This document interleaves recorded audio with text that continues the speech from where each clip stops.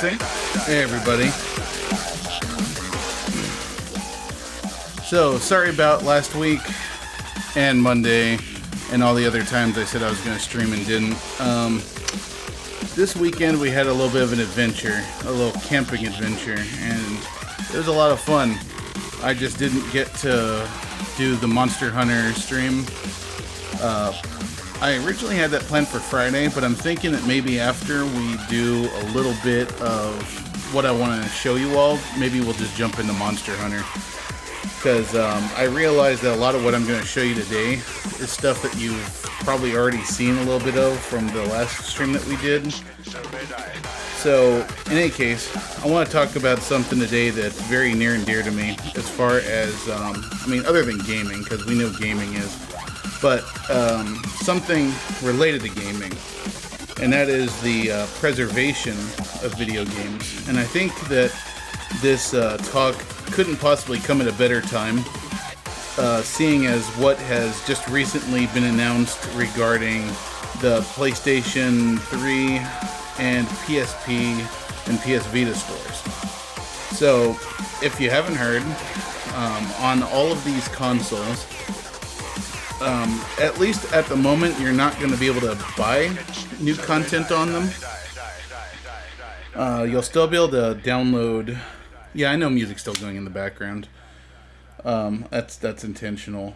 So, in any case, you're not going to be able to buy new stuff on PS3, PlayStation Vita, or PSP, which isn't, it's not terrible.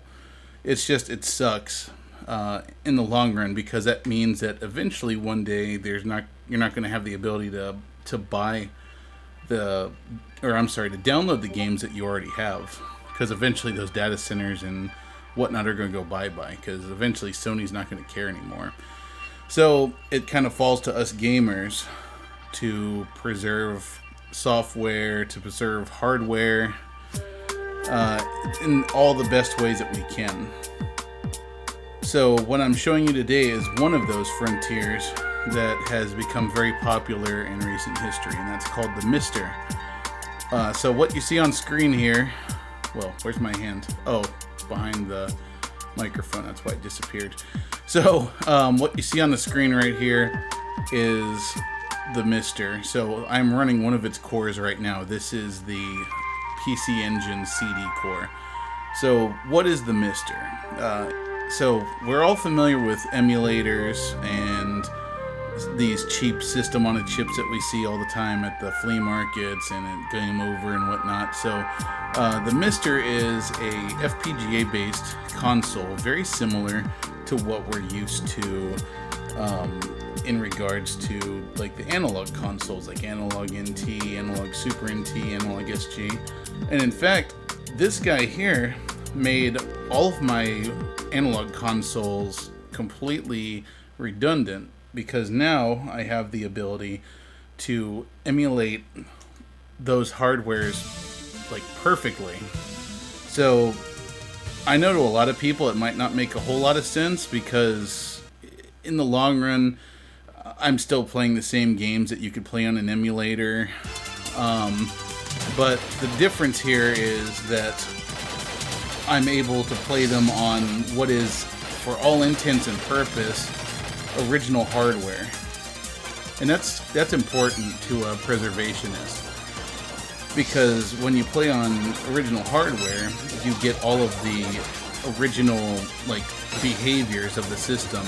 You get perfect sound emulation, you get all of the different hardware tricks that people might have used to make games work. So you get ultimate compatibility, and you essentially play the games the way that they're intended to be played.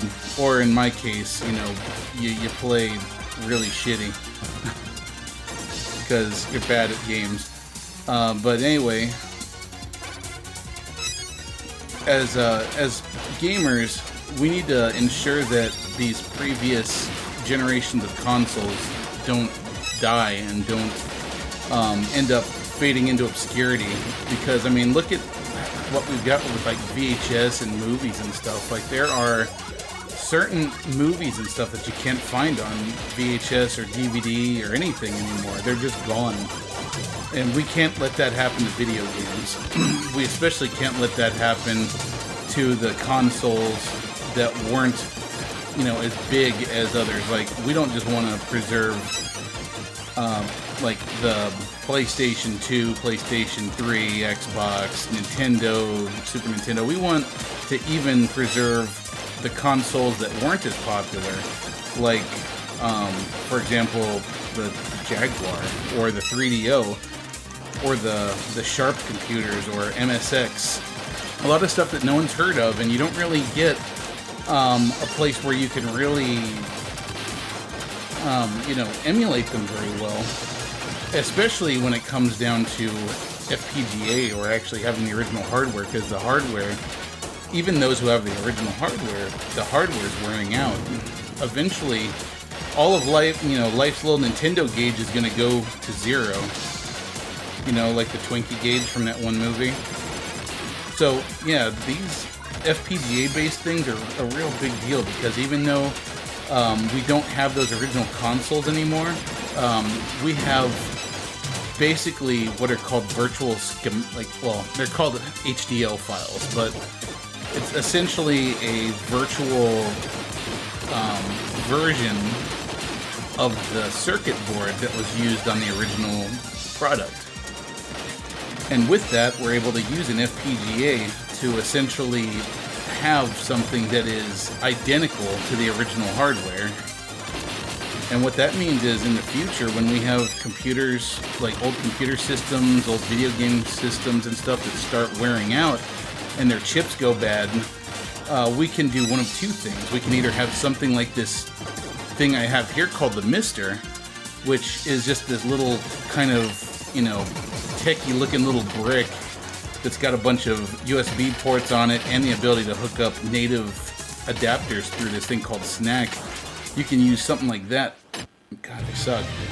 You can use something like that and you can play everything. Because like on this, I have basically original consoles of everything. That, like, before, I guess, the like PlayStation 2 and whatnot. They're still working on PlayStation and Saturn and N64 cores, but they're coming. So either you can have stuff like that, or you can actually take those HDL files and use them to write those old components to an FPGA chip and essentially have a ready-made replacement for when those chips go bad. The people that make these things are incredible too, because they're literally doing what's called decapping the chips on these old consoles. So essentially, they are burning away the top of the chip, and then they're looking at the transistors and stuff under a microscope so that they can see how everything is laid out so that they can replicate it. And that takes a lot of dedication. So those people are the leaders in preserving our video game history, you know? So shout out to them. They are incredible people, and they're smarter than I'll ever be. Even though I'm a developer, they do things that I could never even fathom doing. But it's just incredible what they've done, especially with this core. Like, this core just came out, I want to say in December, being able to play PC Engine CD games. Like, it's literally, it's basically acting like a virtual CD-ROM drive and a virtual PC engine. So it's doing all of that stuff, and it's insane. But yeah, they even have old computers emulated on here, like the old Macintosh Pluses, Apple IIs. And you can plug in a keyboard and mouse, and it's like you're actually using that computer. You could even, there's even ways that you could plug actual floppy drive into this thing if you wanted to. I don't know that anyone's done that, but you could hypothetically do that. But yeah, it's really cool stuff, and soon we'll have support for things like PlayStation and whatnot. And then when those consoles start going bad, we'll have them backed up. We can start replacing parts with FPGA chips, or we can just use the MiSTer as is and enjoy those games the way that the developer intended them to be. Now, this is not to say that emulators are bad in any way. Emulators are great. In fact, the Nintendo emulators are so mature that they are completely what's called cycle accurate. So an emulator for like an old system like a Nintendo or a Super Nintendo, they're so mature that they play the games, you know, quirks and all, just like the original hardware does. So this is definitely not to down talk emulators or anything like that. This is just personal preference. I really like the feeling of playing stuff on the original hardware. The MiSTer is not actually as expensive as you'd think it would be. Like, yeah, it's a $300 product, but what you get for that $300 is incredible. For one thing, like if you wanted a hardware accurate Neo Geo, which is one of the most popular cores on here, you would be paying about $600 for the Neo Geo. Well, actually, probably more like $400 for the Neo Geo, and then you would be paying, give or take, like $200, $100 a game. So being able to actually play these things as they were intended to be played, like basically owning a legit Neo Geo for like $300 along with all these other consoles is incredible. So let's catch up with chat a little bit. I'm sorry. I just wanted to get through my spiel before I distracted from the original content. So we missed a lot. So hey there, Big John. How you doing, man? I hope you're doing okay. I'm sorry about what happened to you recently. I won't say anything more about it because I don't know how you feel about sharing that with chat. But you've been in my thoughts, man, and I hope you're doing okay. So people have tried to make collection consoles of old games for years. The problem is they really include the games I want to play or grow up with. That's very true. And then, of course, also a lot of those collection consoles, the emulation quality is usually just straight garbage. Especially those at-ease consoles. They just look freaking horrible. Alright, and then the Real Swindle says, it's sad that to preserve something by copying it, they have to destroy an original, but such is life. Yeah. It's unfortunate, but true. I mean, look at it this way, you're just destroying one of them. I think that the place where it really hurts is when the hardware that you're destroying is so rare. Like the PC Engine Super Graphics console. That thing is extremely rare, and they have to tear those down to make one of those down to make the Super Graphics 4, which is true dedication, by the way, because the Super Graphics only had 4 games made for it before it got canceled, and of course that's why it's so rare. Shit, I suck at this game. Sorry, I know you don't speak Moonspeak, that is to say Japanese. I don't either. So, in any case, where was I going with this? I lost my train of thought. So this is, actually I don't remember the name of the game. All I know is that it's one of the ones that was on the TurboGrafx Mini that I really liked. So, better sacrifice one original to future generations to enjoy it. Yeah. And plus, you know, by sacrificing it, we can technically make those chips brand new again, if we so desired to. Man, I don't know what it is, but like when I play this game by myself, I do much better than when I'm in front of an audience. Of course, you know, that sounds like something someone who sucks at video games will say. Like, I swear this never happens. And then, you know, she says, don't worry, it happens to a lot of guys. She says I have bombs, why can't I use them? Oh, that's why. I forgot that I have the joystick set up in such a way that it acts like a 6-button PC controller.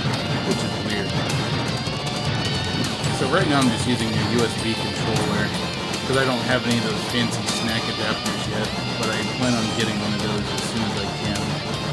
It's neat because the MiSTer actually has essentially a USB port on it, but it's not actually a USB port.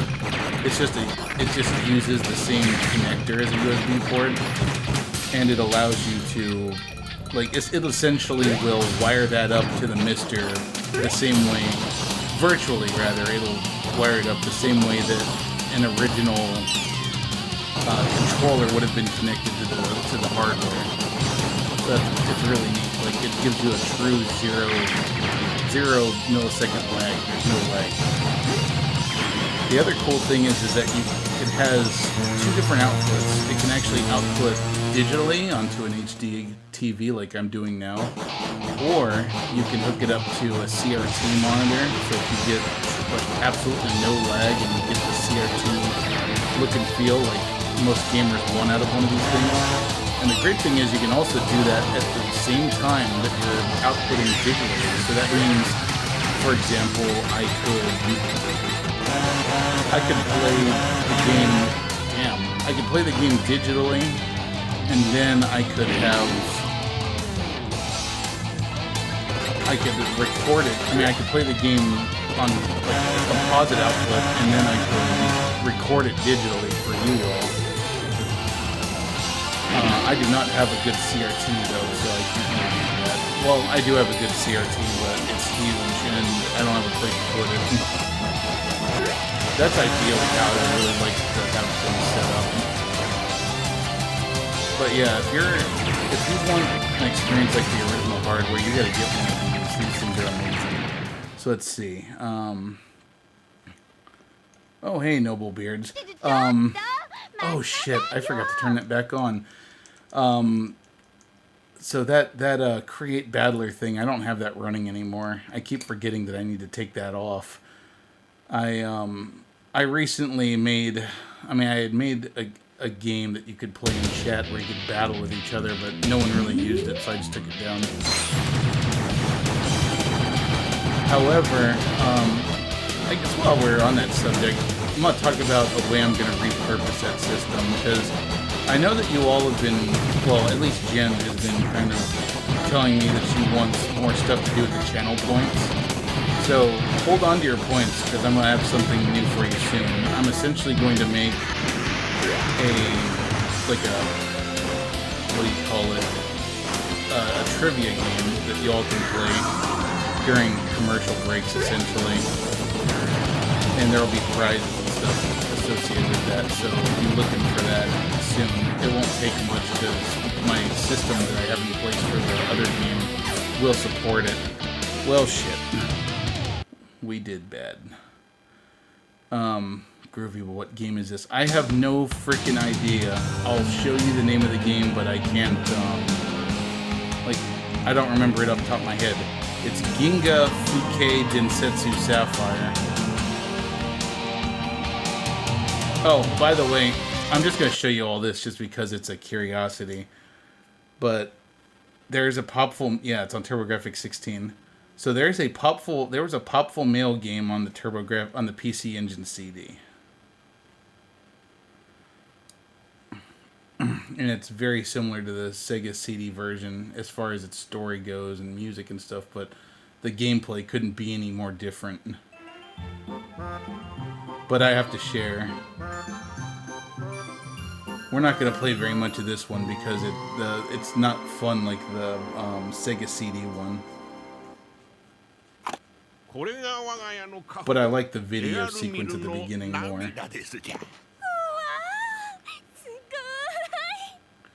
家宝であり母の形見でもありますのじゃ。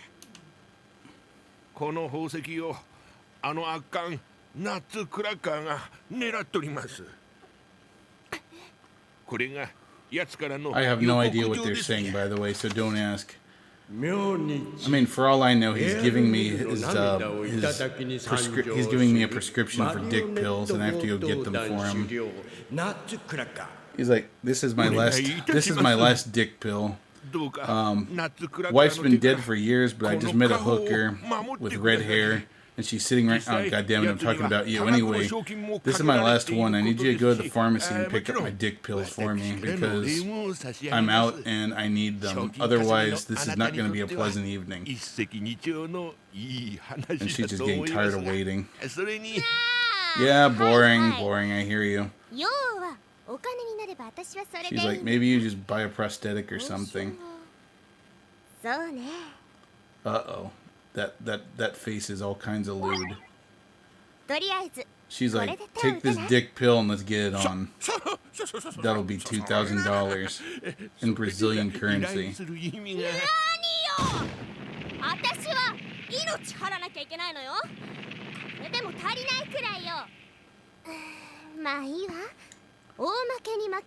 The Sega CD definitely had better video capability than the TurboGrafx 16 CD did.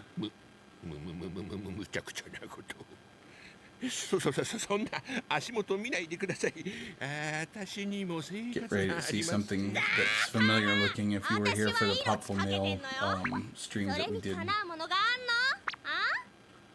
Yeah, those little bastards. You're gonna be surprised how different the gameplay here is. The difference between the PC Engine CD and the Sega CD. So I know the Sega CD had some additional processing power on it.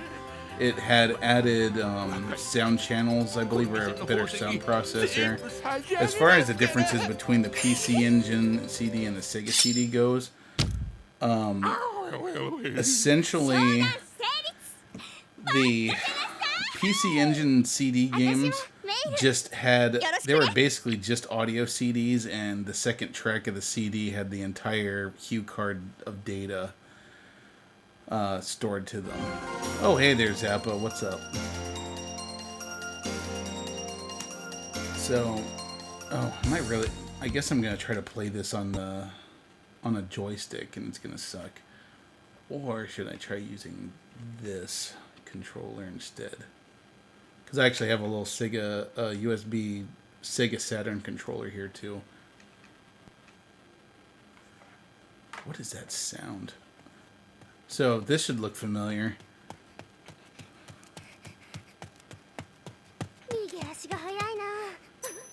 So it's pretty much just a different version of the version we see at the beginning of the Sega CD game. So there's that, Nutcracker guy. Nutcracker! But, I mean, in any case, like, as you can tell, like, the animation here is pretty much just limited to faces for the most part.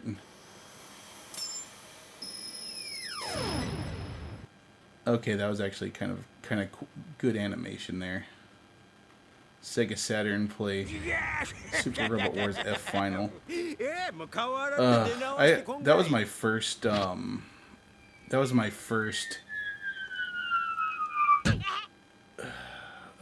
Super Robot Wars game. Oh, actually, I have something cool I can show you on here, Zappa, since you're here. We'll go to the Game Boy Advance core next.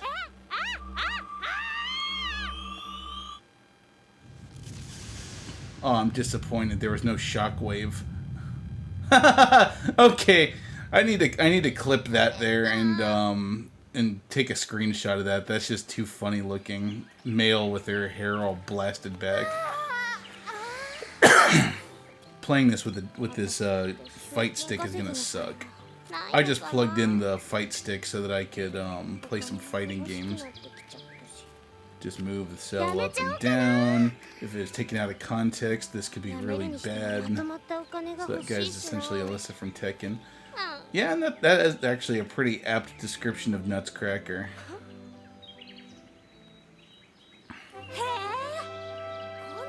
Alternate technical difficulties eye catch. Oh, that, yes. That's a great idea. I will have to do that. There, see, slightly different version of it's pretty much the same song. And this is pretty much the same song or the same scene where she goes in to sell Nutcracker's head and then they tell her, sorry, a lot of people have brought his broken heads here, and yours is no different. 赤ワインのガセットのザウアークラウト。ねえおじさん、それお金になるかな? Why are you laying on the bed of like a shopkeeper with wine? ねえおじさん、私お金に困ってんだ。なんかいい話ないかな? ああ、それならさっきいいのが出たぜ。変なじいさんに結構な値がついてたな。 And then of course there's good old Muttonhead. マテリアル。 Anyway, let's move on. I don't think everyone's interested in that. So this game, the gameplay in this one couldn't be any more different from the Mega CD if you want it to be. So first of all, look how tiny our sprite is.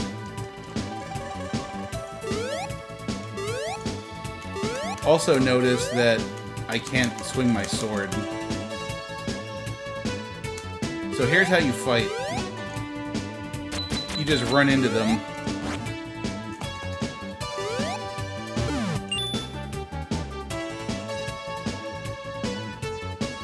Like, this is just so... I don't understand how the creators of the game thought this was a good idea. I mean, then again, it plays very similarly to the Ys games, which Falcom is also known for, where you just run into shit to attack it. Actually, the Ys game would be another fun game to show off, because that's actually a good game. Yep, and then there's the same scene we saw before with Slick. Now, I will say this, I like that artwork better than the what's on the Sega CD. Like, it's bigger and more lively, but the sprite work is just garbage. There's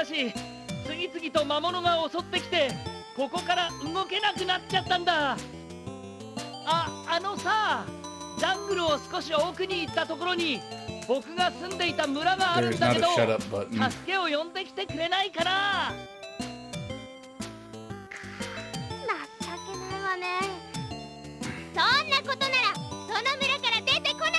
Yeah, I like the other version a lot more too. This came first though, and then the Sega CD was essentially a complete remake of it, so there's that. Also, there was actually there were two other versions. There's a Super Nintendo version, which is a little bit of an improvement over this, and then there was another PC release in Japan. I can't remember what model of PC it was. Okay.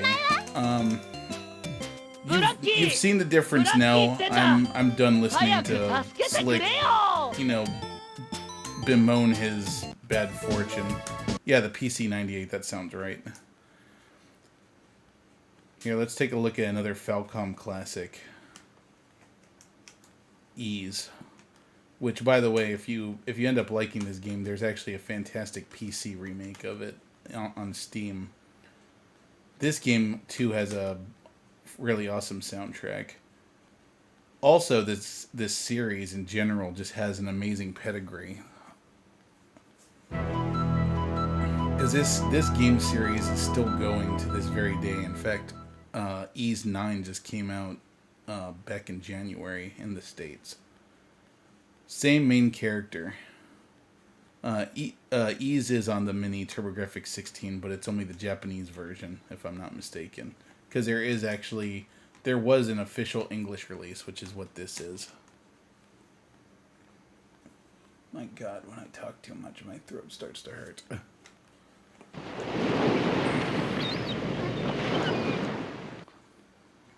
Hopefully there's a way to skip cutscenes.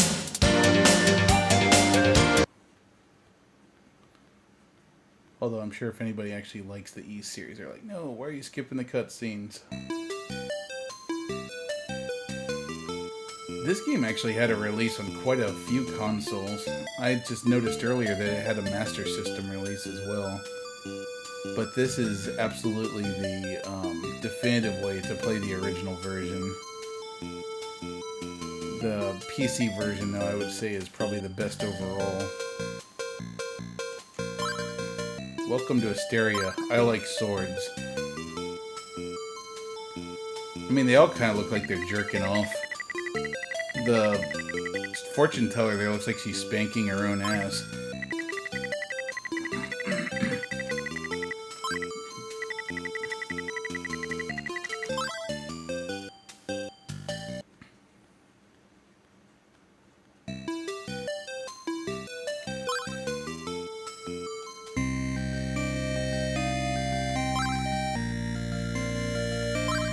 Purchase a sword, a shield, and armor.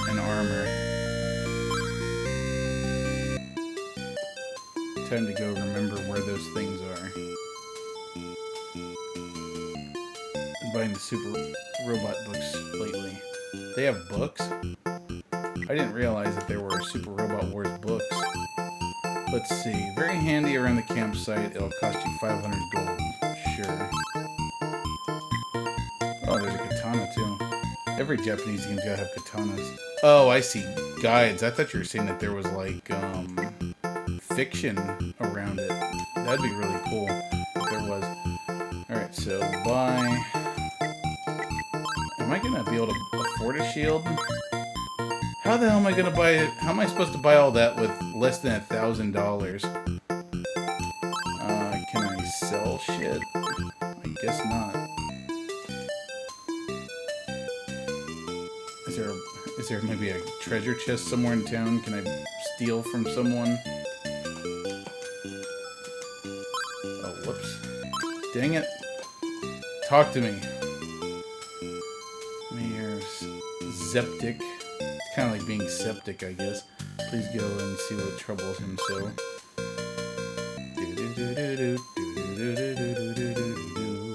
This song should have words.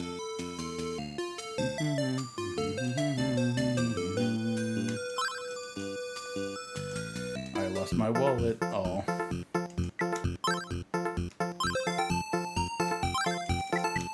man. I don't think I've seen you before. Wait, what? I've been hired to hunt down thieves so I could join us for a drink, sure. One-eyed man. Good old one-eyed Willie. This is the story of a girl. Cried a river and drowned the whole world.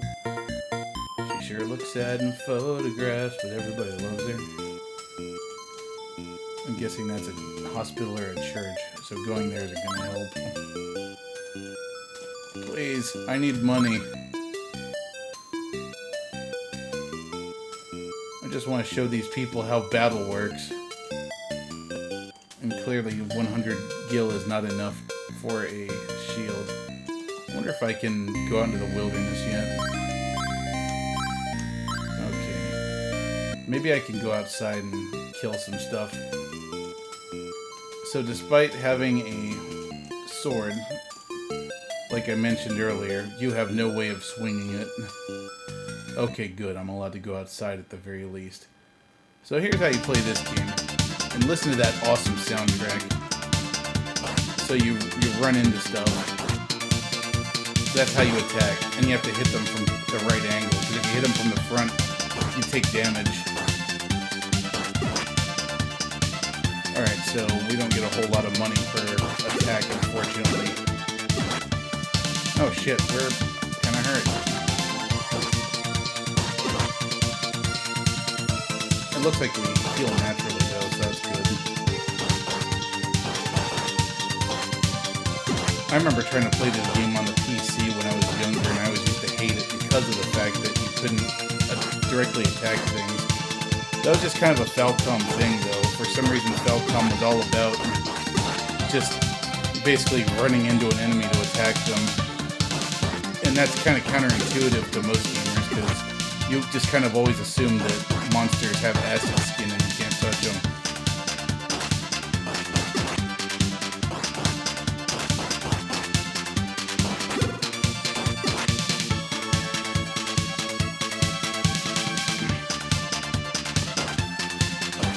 You just don't get soundtracks like that anymore, though.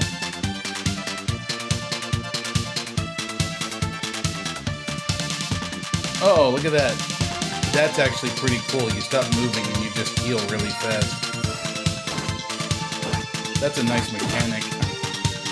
The modern games don't play like this, of course. The new ones play a lot like a modern Zelda game, crossed with some nice, dodge rolling action and special abilities and stuff.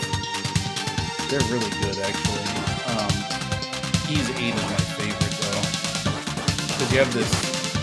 Oh shit, I'm being chased by dogs. Fuck you, dogs! On 8... Oh shit. On 8, you are basically a castaway on an island, and you have to figure out how to survive. And you actually have to build a camp and set up survival gear and whatnot. Got an interesting cast of characters and an interesting story too. Like it's actually amazing how unique the story in 8 is. Even though we've all kind of seen the whole, stuck on a deserted island story done to death, but this one actually does it pretty well. The funny thing is, though, is that the main character Adol in these games has been shipwrecked so many times that they actually make fun of it in Ys 9. He gets put in prison, and they're like, "Well, you seemed like you were in a lot of shipwrecks. What's up with that? Like, did you cause them?" And you have to be like, "No, I didn't do it." But they don't believe you.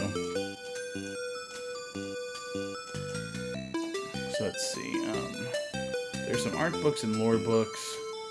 Ys is like Rance. It's one of those long-running series with a cult following in Japan, but is almost unheard of anywhere else. I mean, Ys actually has a pretty good following here in the States. Otherwise, they wouldn't keep releasing the games, I imagine. The redhead said there's silver something somewhere. Yeah, I'm not going to go do those quests. I'm just playing this enough just to kind of show you how the game plays. And because I want to listen to this badass soundtrack some more. Oh, speaking of soundtracks, my wife got me an early... Oh, I died. My wife got me an early birthday gift. She got me the No Straight Roads collector's edition that comes with the soundtrack. So I now have the No Straight Roads soundtrack on vinyl, and I couldn't be happier. Alright, so let me show you this. So these are all the different cores that are currently in existence for consoles. So the Bally Astrocade is actually a really rare early console. Its cartridges were triangle shaped. And then of course you have the venerable Atari 2600, which I have no games for. The 5200, less venerable. The Atari Lynx, probably even less venerable than the 5200. I'm not even sure what the AY3 8500 is. I think that's that Sharp computer I was talking about. I'd have to look it up. ColecoVision, that's the one that had the friggin' telephone keypad as its controllers, which was crap.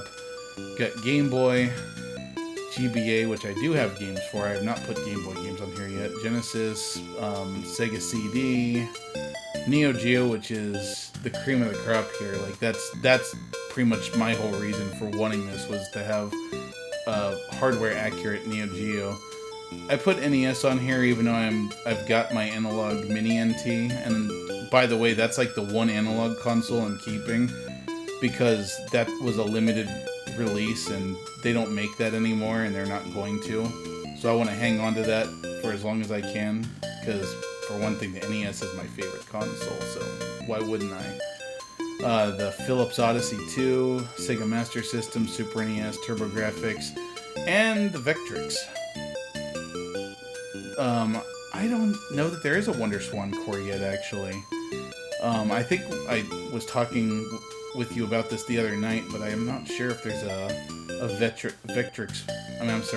WonderSwan one yet. I'm sure that there probably will be.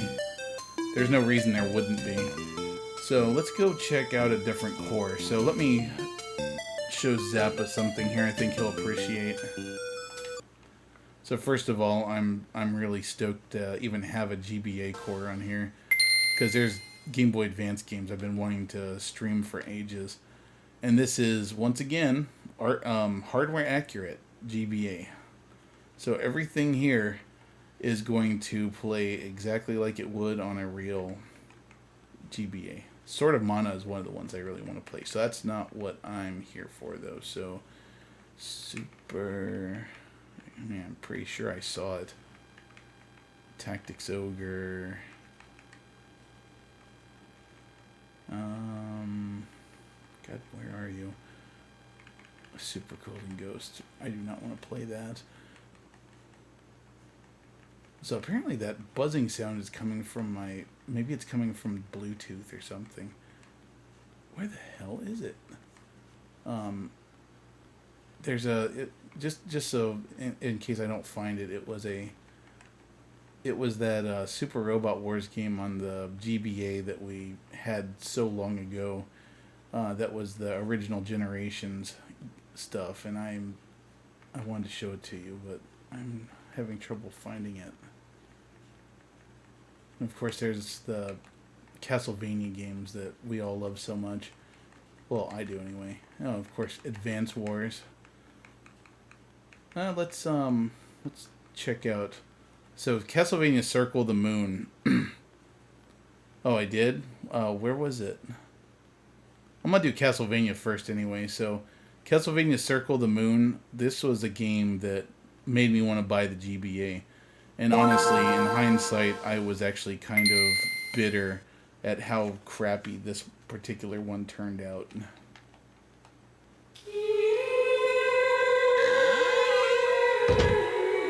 Impossible. So the thing that sucked about this one is that back in the day, when you got your GBA, they were not backlit, and because the screen had more colors than ever and this game had really dark graphics, you could not see shit unless you were in direct sunlight or sitting under a desk lamp. For a second there, I thought it said an old Australian castle. I was like, I'm not even aware that Australians had castles. It's like, you just go knock on the door, and this guy wearing a monocle comes to the door and says, "Good day, mate. Could I interest you in a bloomin' onion? This place is proper, what's the word? Proper elegant, isn't it?" Die, monster. You don't belong in this house. Yeah, so now we can actually see the graphics properly. Because, man, playing this on an actual Game Boy Advance just blew. And even when you had the Game Boy Advance SP, the SP wasn't really that much better in its original form, because it was literally... So it was a front-lit display. So everything just started looking, even though you could play it now, everything was washed out and just kind of hard to see still in a different way. Eventually they made the GBA SPs that had a backlight, and then of course the Game Boy Micro had a backlight. And that's when GBA actually became really good, but streaming GBA was always a problem because it's, you can't really hook up an HDMI to it. Unless you get consoleized, which is challenging to say the least.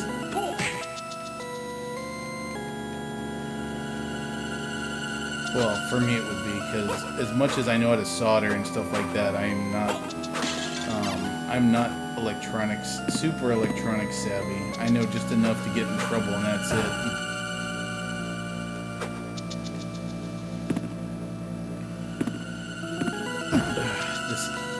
To make matters worse, this game wasn't really that great anyway, because for one thing, at this point, it was all about the Castlevania Symphony of the Night style gameplay. And this is very much not like the Castlevania Symphony of the Night style. Yes, it's still kind of a Metroidvania, but you are always this guy with a whip. You don't have swords and stuff. It wasn't until the sequel games that we got that, like Araya of Sorrow. fact, let's put that one on, because Araya of Sorrow is much better than this. Or, I'm sorry, Harmony of Dissonance. I don't remember which. We'll play this one. It's like you're playing Valkyrie Profile 1 and 2, or one series, becomes a different series because it's a tactical RPG. Tactics Ogre List, Clean Together is a Super Nintendo, PlayStation, PSP game. What are we correcting people on now? I want to correct people. March of the Black Queen is Ogre Battle, but not Tactics Ogre. It's the same series Ogre Battle as the Americanized name. Tactics Ogre List, Clean Together.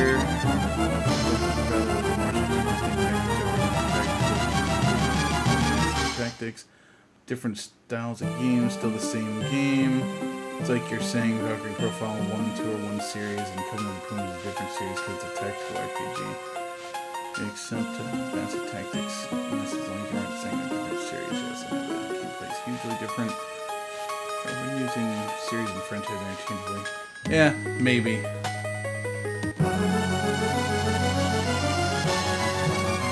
Yeah, so in my opinion, this is where the GBA Castlevania games became great. This one plays like a proper, well, not double F. This is where it started playing like a proper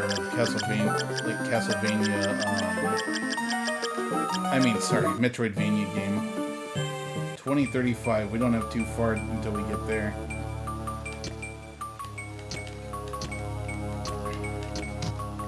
The freaking DS sequel to this was great. Like, it actually looks really good, but so does this for a GBA game. And naturally, it looks better on the small screen. Really? Oh, there we go. Better. I wish somebody would have told me that sooner. I didn't know that it was that much louder than me. Unless maybe I moved away from the microphone or something.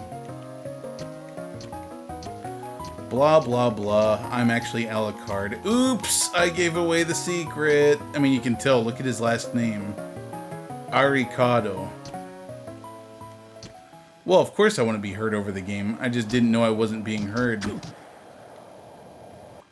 I wish somebody would have told me sooner. Before I ended up with a bunch of footage that I can't use now because I'm not audible.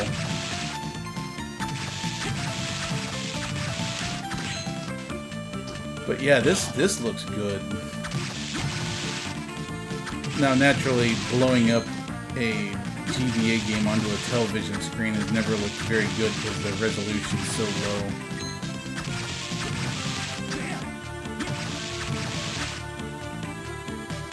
It's a game, though. Maybe in their continuity, it is.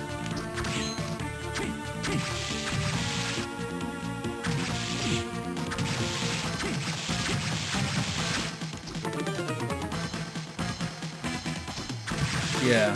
See, there. Now we got. Whoops, that is not the right button. I pushed the menu button instead of opening my equip menu.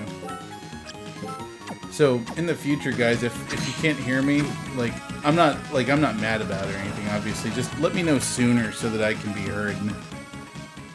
Use promo code Kina on, but know enough for one free audiobook on Audible. That freaking thing.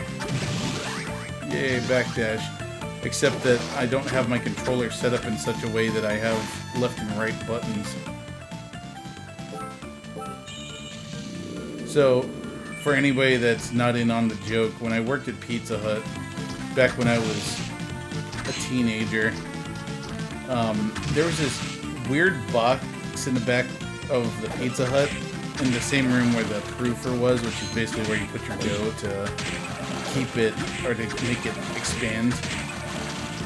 There was this cardboard box, and it had a dial sticking out of it, and like an orange, not an LED, but like one of those old filament lights that was orange, kind of neon looking. Maybe it was neon, I don't know. But anyway, it just had it was in Sharpie on that box that had all this electronic shit sticking out of it. It had a note that said Kina on, but no enough. It's like, I still to this very day don't understand what that meant. I feel like it was a dire warning of some sort. And don't worry, I won't play this game for too long, but it's one of my favorites. Okay, so that's my backdash button. Oh shit, wrong. Dashing in the wrong direction.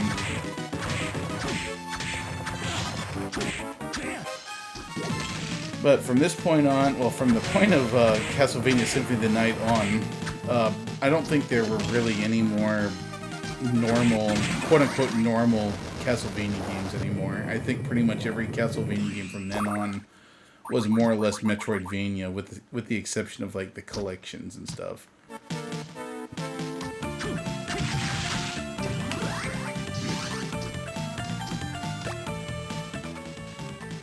Here, I will save because I want to play this later. Why am I looking that way? I actually have my laptop there. So can everybody confirm for me that my sound is better now? Now, because you point out that Kim Possible is on here, Big John, does that mean you want me to play Kim Possible? Because I will totally play Kim Possible if that would make you happy. Draken's Demise, like the Super Nintendo game Draken. Ooh, Gunstar Superheroes. I didn't know that was on here. Fuck yes, we're playing this. A proper sequel to Gunstar Heroes. I can't remember if Treasure made this one or not. Presented by Sega. Created by Shitmaker.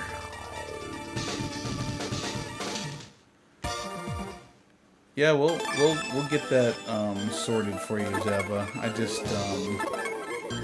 I just need more notice.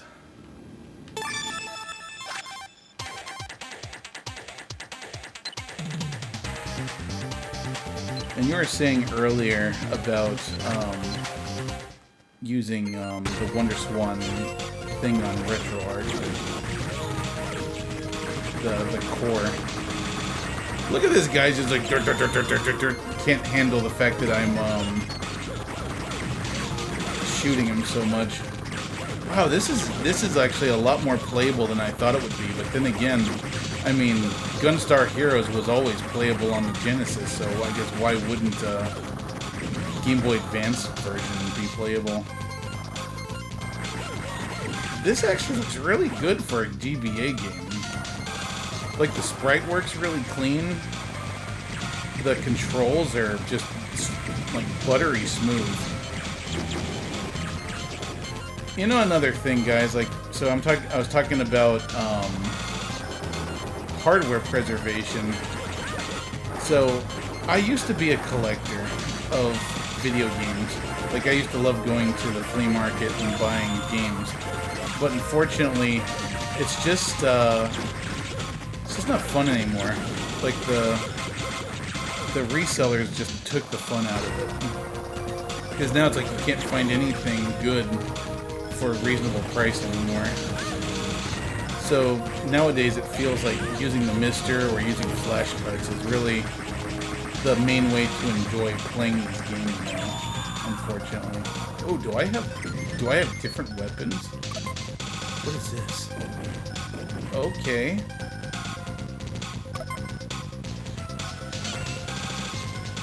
I like the original weapon better.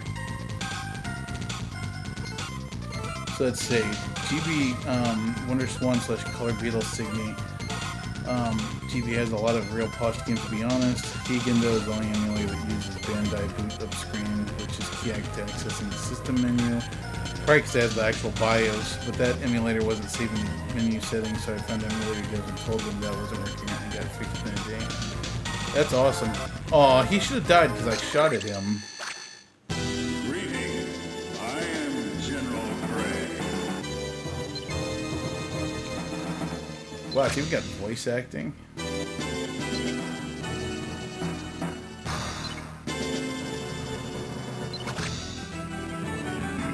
I want to play as Yellow. Can I play as Yellow?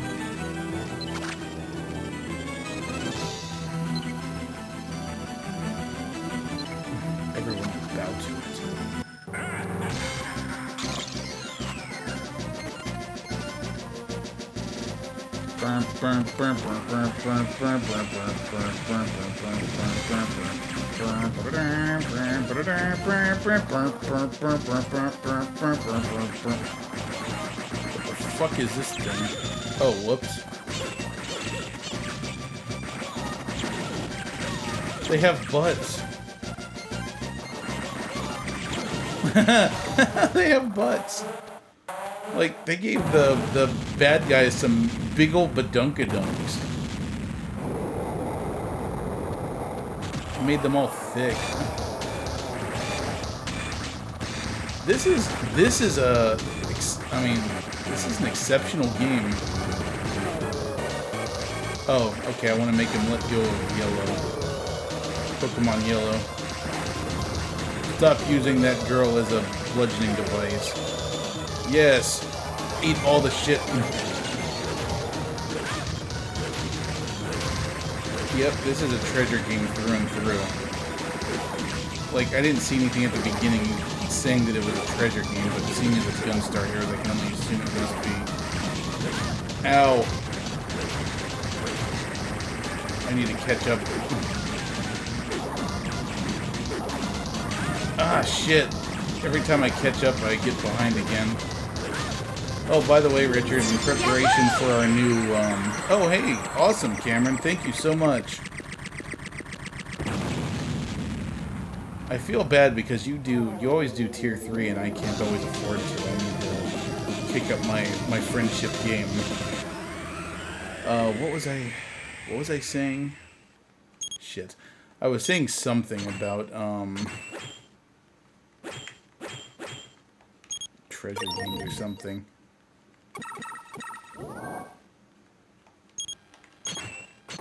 What is... I was gonna say, what is this? Asso.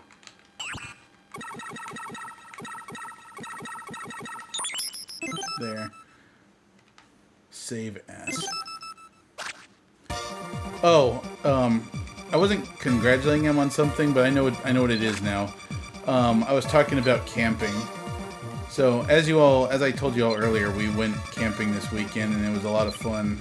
Just wasn't perfectly prepared for it. But I just wanted to tell you, Richard, I ended up going ahead and buying one of those stoves that burns the gases released by burning wood. So I look forward to trying that out, because it actually can hang on to my to the side of my bag. Actually, I might even go out in the yard and throw some shit in there and cook with it just to try it out. Like, I've discovered that one of my passions in life, I'm not sure if it's titanium or stainless, but it's one of the good brands. It's like one of the expensive ones. It was like nearly $100. Holy shit! How do I avoid? But I think that in a survival situation, I think that my role would be relegated to being a cook or something, because that seems to be what I'm good at. At least I enjoy cooking. Okay, this is kind of weird. The controls here are a little bit irritating, because it's like, in order to aim in a direction, I also have to rotate the aircraft. Wow, though, this is a really, really neat experience, though. Like, I want to play more of this. And I'm actually really sad that I missed this back when the Game Boy Advance was a thing, because I would have loved playing this. Then again, back then I wasn't really as big of a Treasure fan as I am now. I mean, I loved MiSTer Makers, but I didn't know a whole lot about Treasure as a game developer. I didn't know about their other games until like Stretch Panic and some of their later shooters like Ikaruga. But I never knew that they had games on the Game Boy Advance.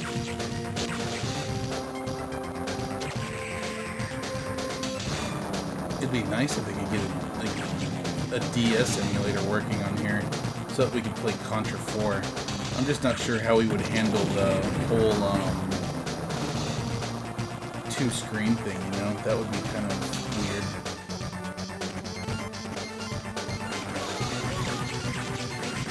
This is such a cool game.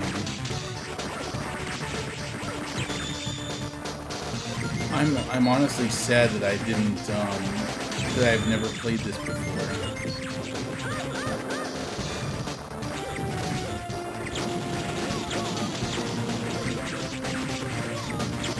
Well, I mean, I get to enjoy it now, though, so, you know, there's that. Get shot, A-okay. Get run over by a truck, still okay. My dude Red here is a certified badass. It's like, yo, dog guys got run over by a truck. It's cool, though.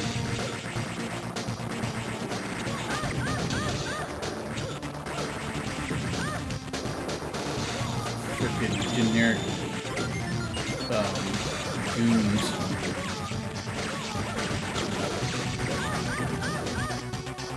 Dude, watch where you're shooting. There's fucking kids here.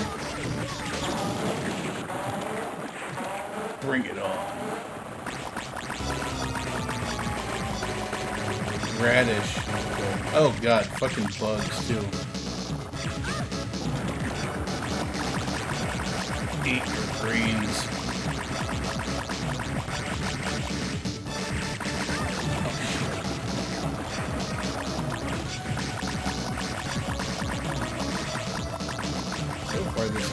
Oh, you know, I just realized I've been playing this game a while. I should probably switch to another game.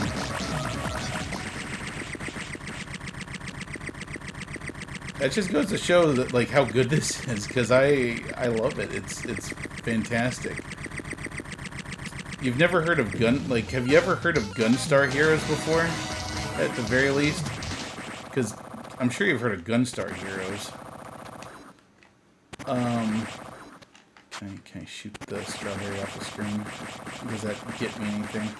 And it really does remind me of Metal Slug. What is this, like a bonus level? Get the birds! Get the birds! Is this like a bonus level or something? Because this is weird. If you're gonna attack me with bullshit like that, at least give me a warning of some sort instead of just having it randomly pop out of the ground and kill me. Oh, I see. So I guess picking up the little birds isn't important. Anyway, yeah. So lots and lots of cool stuff. And just because John mentioned it, let's play Kimpossible. Why not? Why not? This is going to be terrible, isn't it?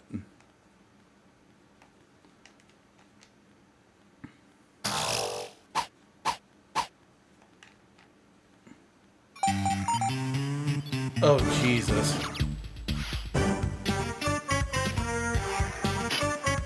I hope this isn't an episode, because then I'm going to get copyright strike.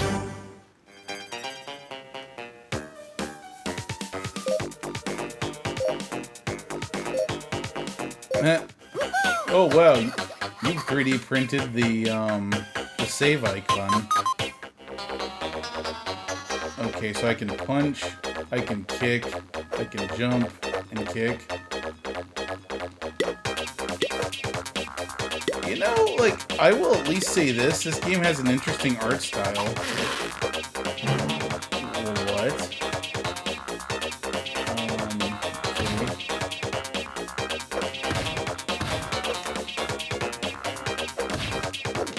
Oh, I see. Fuck you, Dad. What you get for hiding my birth control pills? It's like, how'd you get pregnant? You said it was impossible that you'd get pregnant.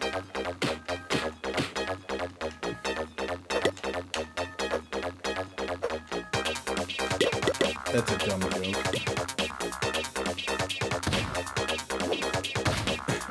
Okay, it is at the very least playable. It's actually not as bad as I thought it would be. The music is kind of grating. Where's Kim Possible? She couldn't possibly be hanging off that ledge. Ow, she punched me in the ass. Johnny, she punched me in the asshole. Get her. All these, like, identical looking thugs. It's like, your mustache won't save you now. Was Kim Possible known for having a grappling hook in the show? Is this canon? Ooh. I'm cannon like a wrecking ball.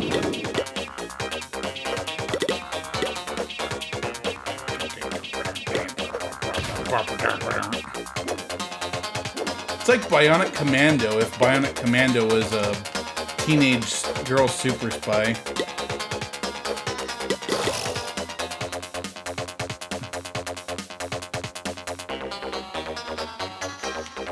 Fun fact, even though there was a Game Boy player, you can't play the GBA movie cartridges. Oh yeah, I know. We learned that from Angry Video Game Nerd. Speaking of which, there was a new one recently for that game Darkman. That one was a good episode. A lot of people say that Angry Video Game Nerd is getting old. I disagree. I think Angry Video Game Nerd is doing great. Alright, I'm sorry. I've had enough of Kim Possible. Nightmare and Dreamland. Oh, you know what? We're just gonna play this one real quick. What spy doesn't have their own grappling hook? That's true. I think that if you don't have a grappling hook, you're not a spy. And you're definitely not totally a spy.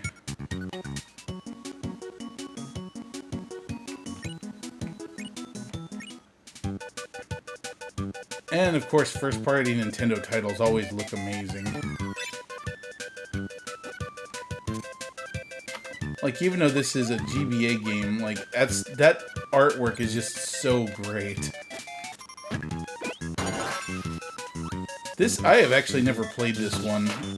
Although, is this the same game as the one that was on the Game Boy? Just remastered? Or am I totally off course here? Like, I have not played a ton of Kirby games.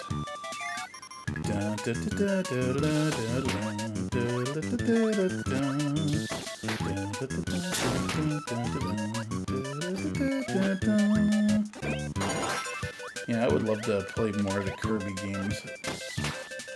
I actually really liked that one game that was kind of a... I think, wasn't it actually kind of like a Kirby side game? Starfy. That game was really cute. It's like underwater Kirby. Ooh, give me that Maxim tomato. Give me my red back. You can always tell, I tell you what, you can always tell HAL Laboratories game just by looking at the, oh shit, I wasn't ready for that. You can always tell a HAL Laboratory games by looking at the menu, because it's like, they all kind of look like the Smash Brothers menus. Well, obviously, because HAL Laboratories had a lot to do with that. Well, everything to do with that, right?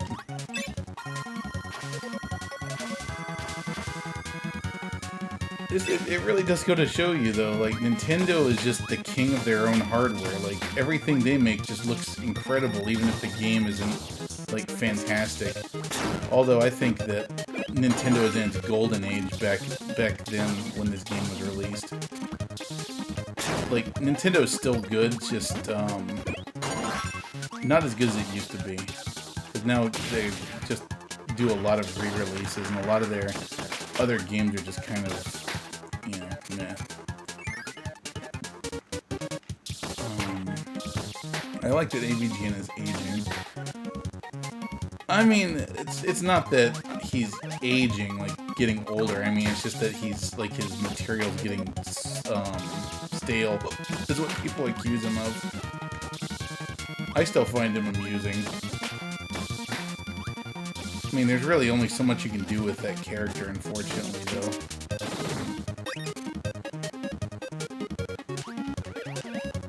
Super Mario 35 on stream. Tonight is the last day.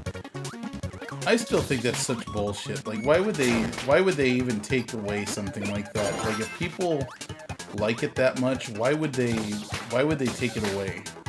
If it's something people like.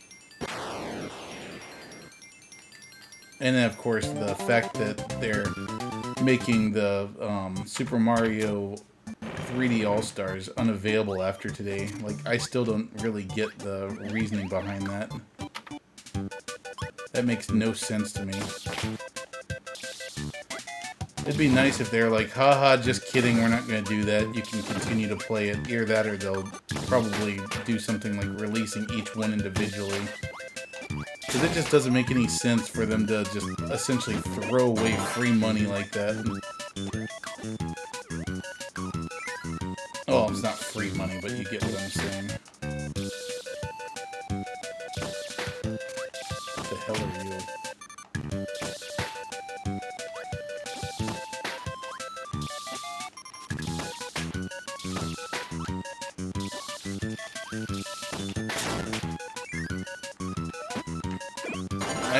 The GBA core is really incredible. Ah, damn it, I'm sucking even at, a game like Kirby. A game that is known for not being that hard.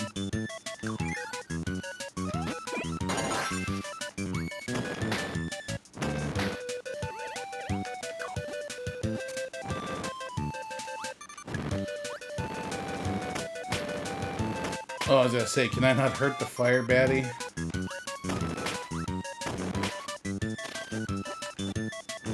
Oh, I can't drop through floors, can I? No! Kirby, you've got fucked. Kirby, why? Ow. Alright, that's enough of that. Let's, well, first of all, I'm going to... Wait, Lunar Legend. Is that actually Lunar on the GBA? I have to know. Yeah, kind of like the monsters in Monster Hunter. Okay, probably not. It's an Ubisoft. Oh, no, no. No, Game Art. Game Art.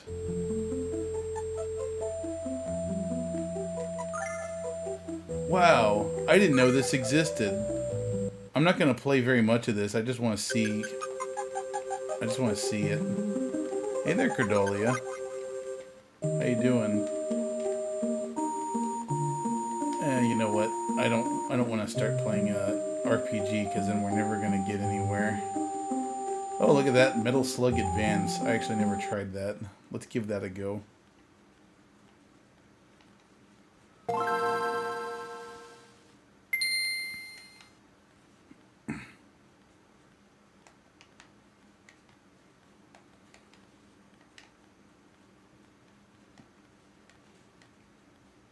Should be the perfect fit for a GBA since it's doesn't really require more than 2 buttons. Okay.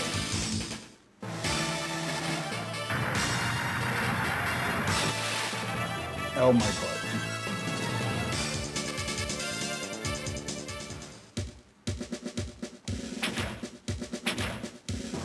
Oh, that's different.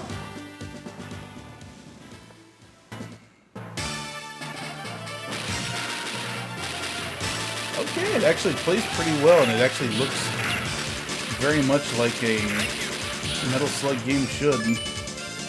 You got a card bread. Okay, so is it like more of an almost an RPG now? Oh shit. Alright, how do I throw bombs? Like that, apparently. Damn it. Oh, I have a life bar now, too? Crazy. So it plays more like a rocket launcher. It plays more like a typical platformer game, but with collectibles and stuff. Rocket launcher.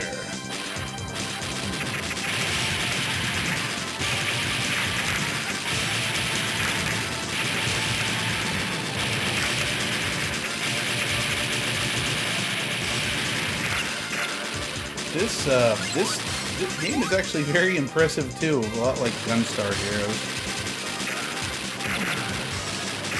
Granted, the sprite work on Kirby was just beautiful.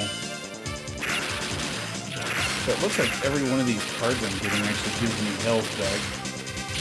So it looks like this is a game that is meant to be played for a long time rather than just quitting and starting over. So I wonder if it has a longer gameplay loop than that.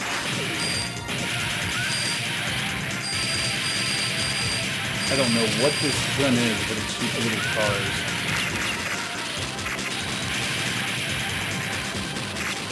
Now, when can I finally get into the titular Metal Slug and start mowing shit down? Since we're playing this, I think it's kind of a necessity that we play the real Metal Slug after this, just to showcase how much different it is. Because I think we're oh, there we go. Yeah, with the Metal Slug now. Because I think I want to play some real Metal Slug, and I can't think of anything else to play on the Game Boy Advance, honestly.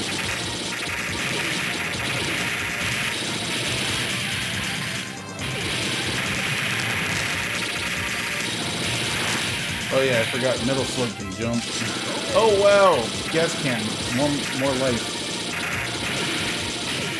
It's kind of like Bonaparte from Dominion Tank Police. Sing it with me, Richard. Tank Police, you forgot to pay your taxes. Tank Police, now they're gonna kick your asses. Tank Police, you were playing music too loud. Tank Police, they're going to execute you in front of a crowd. Mission failed. Interesting differences there. Anyway, so next core. Actually, let's leave Neo Geo for last because Neo Geo is kind of the big deal here. So what else? So Mega CD, obviously. So we could actually play Snatcher on here, actually. I'm not going to play Snatcher right now, though, because that's a long-ass game. I don't want to play Keo Flying Squadron. I played so much of that earlier. NBA Jam, Robo Elise, Sewer Shark. Yeah, you know what? Sonic CD. Haven't played Sonic CD in a while. I think Metal Slug is probably referencing Bonaparte, because I'm pretty sure that Bonaparte, I'm sorry, Dominion Tank Police predates Neo Geo by quite a bit, I'm pretty sure.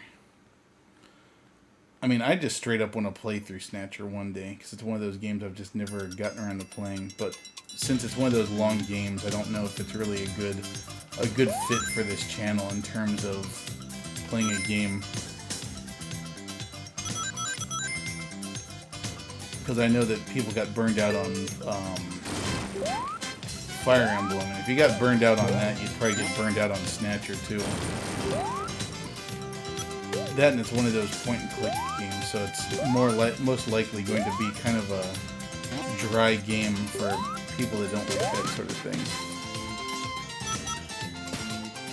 My God, this runs so buttery smooth.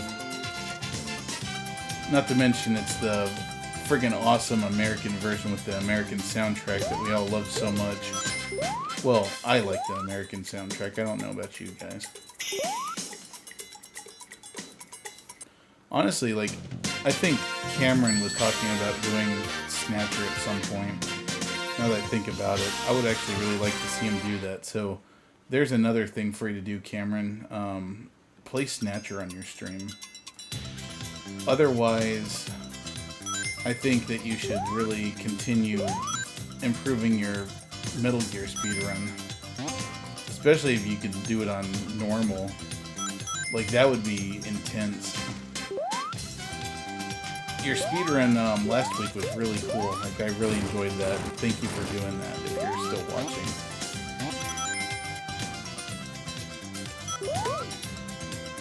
And then, of course, you can learn some of the tricks and stuff that are employed by the people that play the game on. Oh shit! No! I don't want to go to the future. Oh, thank God.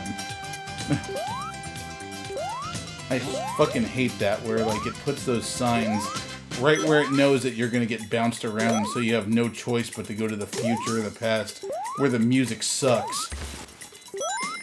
And yes, I do realize that you're supposed to go to the past and destroy a machine. And when you do that, when you go to the future, the world looks nice again. But otherwise, all it does is replaces the awesome CD soundtrack with typical Genesis sounding music, which I'm not a giant fan of. At least in this game. Lots of Genesis games with good soundtracks. Oh, wow, I didn't realize I was in Zone 3 already. So if you manage to get the, to destroy the machines in the past parts of the levels, you get a better ending in the game for one thing. But you also end up with a different Zone 3, where everything looks like it's, pretty and clean and stuff, but instead we get the one where it's all fucked up with Dr. Robotnik's dipshit.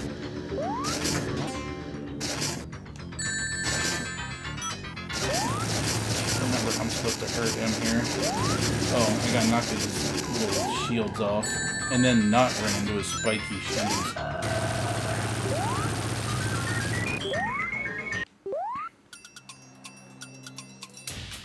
Apparently I've got 3 fucks to give, as evidenced by the F. There we go.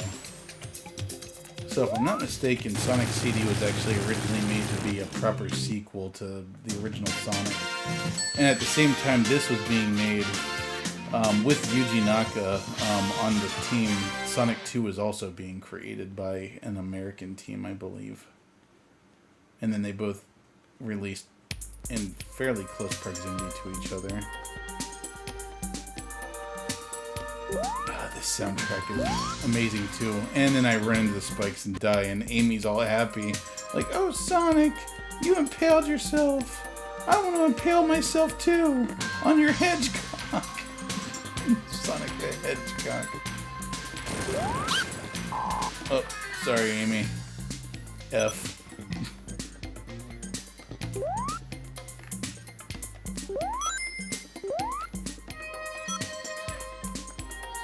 I give it a pass in old games like this, but I think that, spikes on the floor is the laziest game design tactic.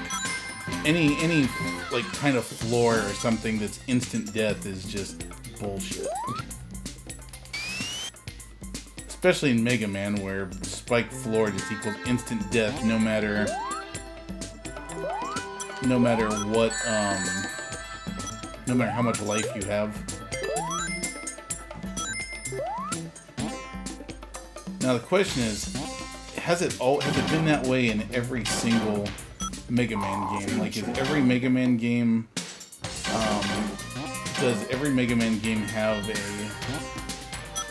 thing like that, where the spikes kill you instantly, or were there some Mega Man games where they didn't? That's something I would be super curious about.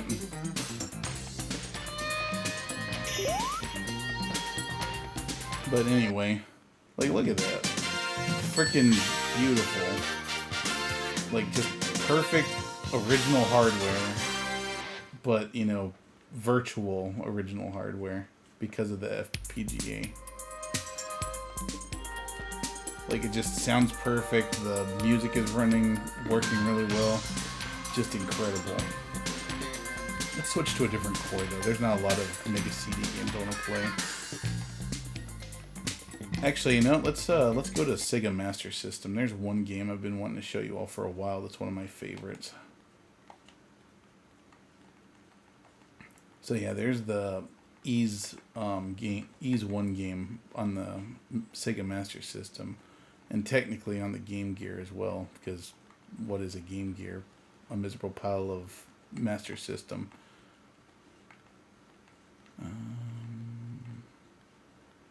Lost my train of thought, damn it. Okay, Psychic World, there it is. So, Hungry Goria turned me onto this one. Like, this game is just really neat. And it actually looks really good. Like, the Sega Master System would have been a worthy adversary for the Nintendo if it was taken seriously. In fact, like, I would even go as far as to say that the Sega Master System, from a technical standpoint, was absolutely superior to the Nintendo. It had a better sound chip. It had the ability to display more colors on the screen. The sprites were bigger and more detailed. But unfortunately, Sega back in the 80s just didn't know how to market their system. That's why they eventually hired on...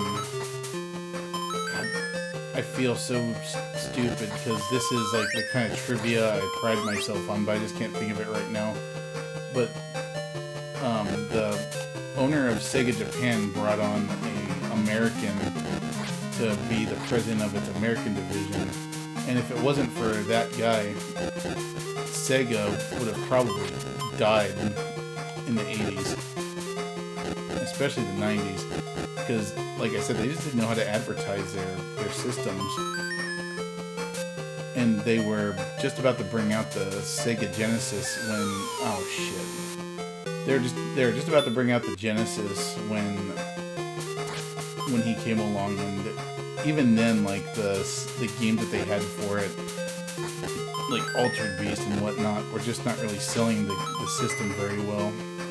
And on top of that, they just didn't advertise anything very well. So eventually, I think that one of their first real successful advertising campaigns was for a boxing game. And then once Sonic came out, that's when everyone started taking Sega seriously then. Because it was just such an in-your-face character, and it just felt so much less sterile than Mario did at the time to teenagers and stuff. Oh, Kalinske. Tom Kalinske? I can't remember. I think it was Tom Kalinske was the president of Sega of America for a long time. And he left shortly after the Sega CD came out and was a complete fucking flop. In large part due to the fact that it was released at E3. Alright, now let's put on a little bit of Phantasy Star, just to show you how unforgivingly hard this game is. Her name is Rio, and she dances on the sand.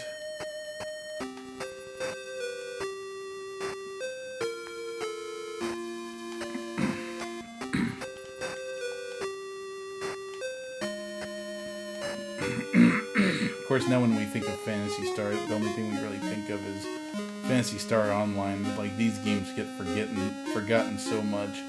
It would be nice to actually see a real, like, another real Phantasy Star game like this. It's a second-hand shop.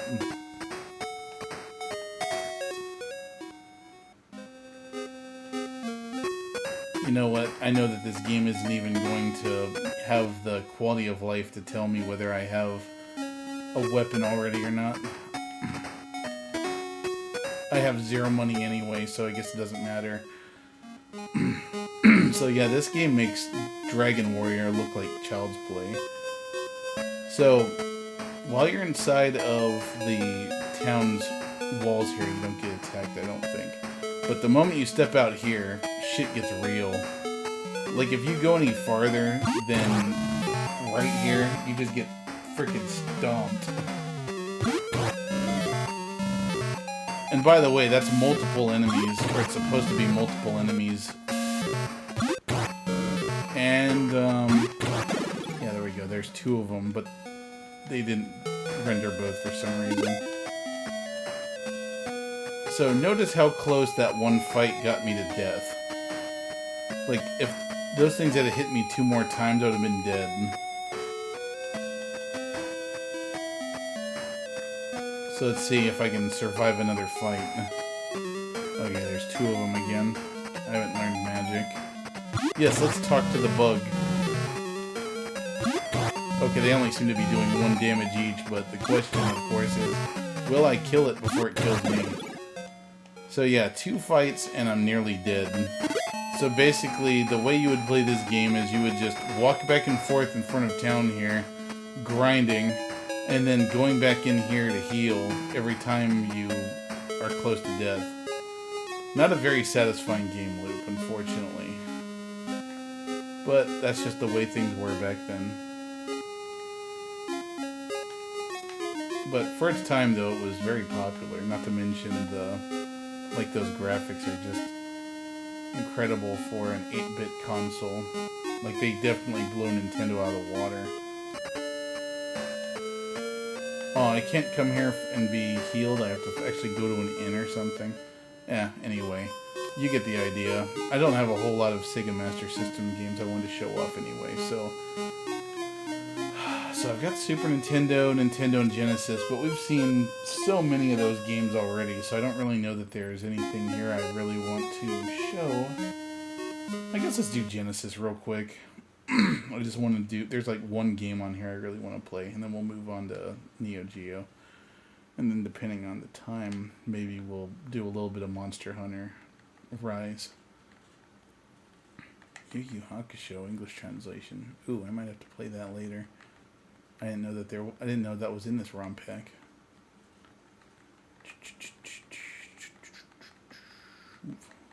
Contra. Wait, what was that? Magic Girl. Hold on. I need to see what this is.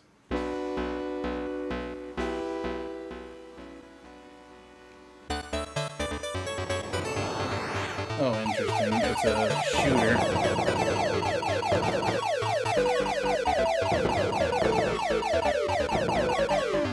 This is trying so hard to be cute. And kind of succeeding.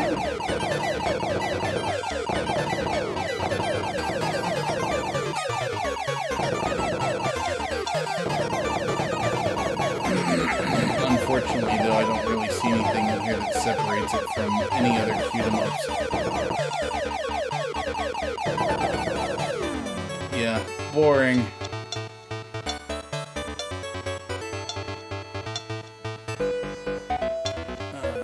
Contra. There we go. Contra Hardcore.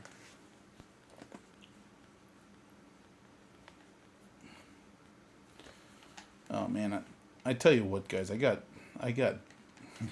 sunburned so bad this weekend. My back especially. I, for some reason, never learned until now that if you even if you're not standing out in the sun, you end up getting burned. Like even in the shade, shit's bouncing off of everything and burning. That giant hateful orb in the sky is trying to kill us all. Chuck's excellent art. Oh yes, that's a fantastic game actually, and the soundtrack is quite awesome, as you said. It's one of the ones that people often forget about.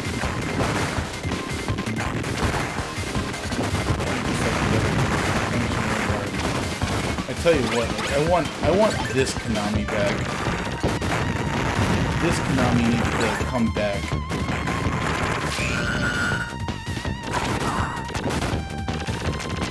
Because the new one that's just nothing but pachinko machines and bullshit needs to go away and never come back. And guess what, guys? Konami owns the rights to the TurboGrafx 16 library. So let's hope that they don't fuck that up.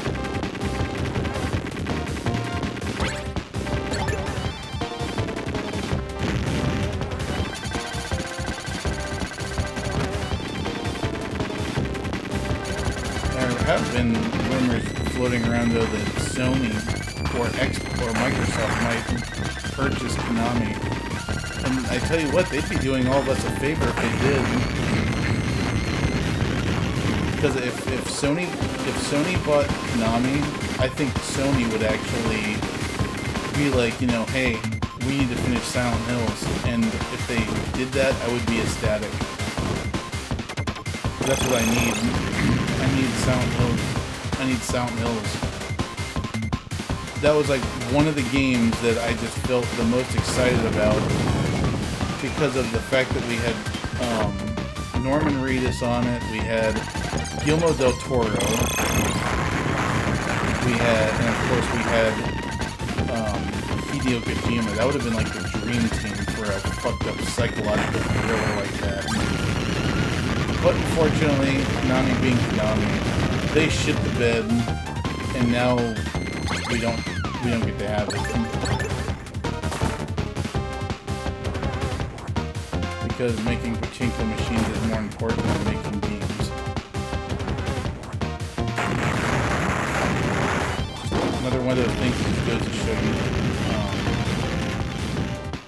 business people have no vision. All they know is like numbers and trends. They're never able to predict trends that they're not aware, that they're not familiar with. Like they're just so sterile, and everything is just statistics to them. Nothing is art. Nothing is beautiful. It's just numbers.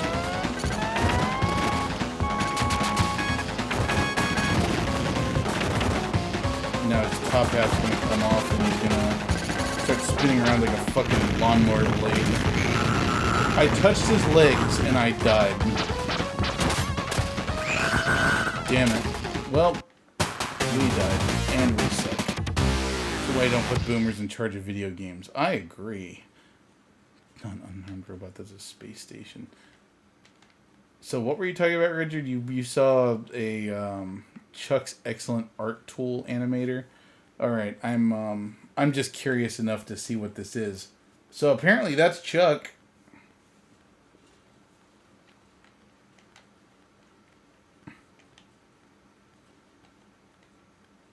Okay.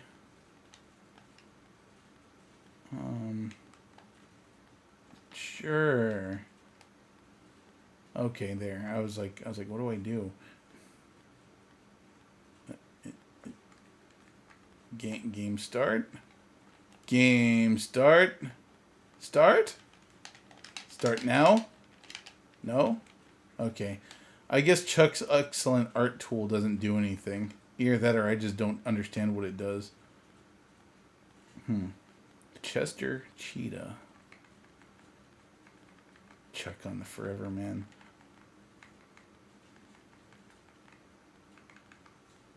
Burning Force. What was the game that we were just playing on GBA? Gunstar Heroes, yes. In case you weren't aware, let's just make you guys familiar with this classic.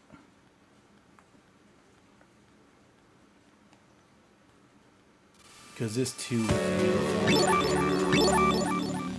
And just an amazing game.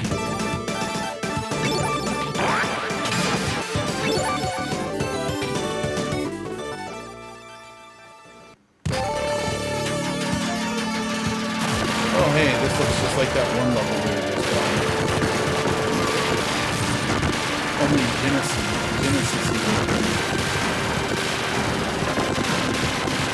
even have the generic monsters.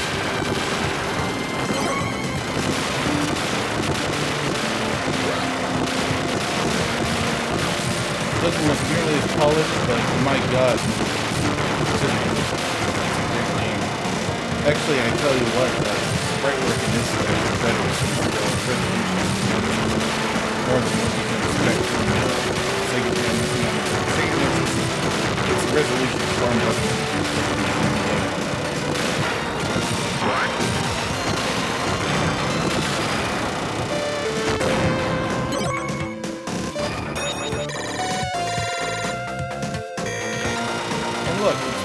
exactly the same monster that we were fighting before. In fact, there's a centipede.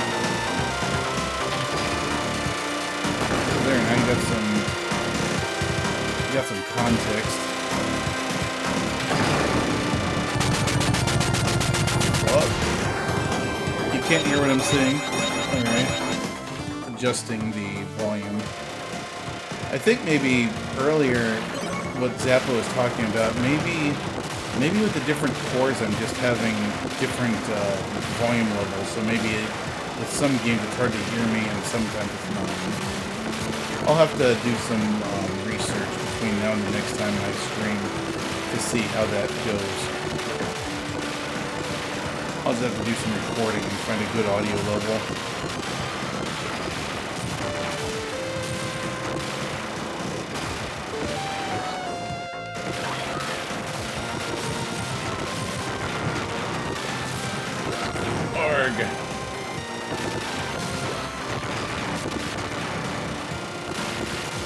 Oh yeah, Richard, I also bought a new tent for the next trip. I bought a better tent. Like, I bought better everything. I want to make sure I'm comfortable this time.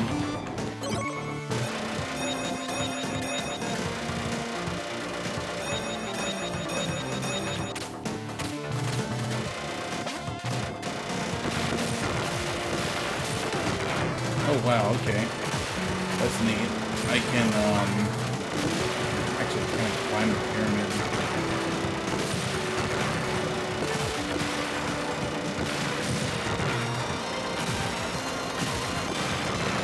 But yeah, I freaking love this thing so much. The MiSTer is the best money I've ever spent. Like, it's the fact that I have all of these consoles represented hardware accurate, and the fact that it's not even a finished thing. Like, there's more cores for it that are coming out, like almost weekly, really. So soon we'll have like the MSX computer, we'll have the Sharp, we'll have the PC-98, eventually we'll have PlayStation, and eventually we'll have Saturn.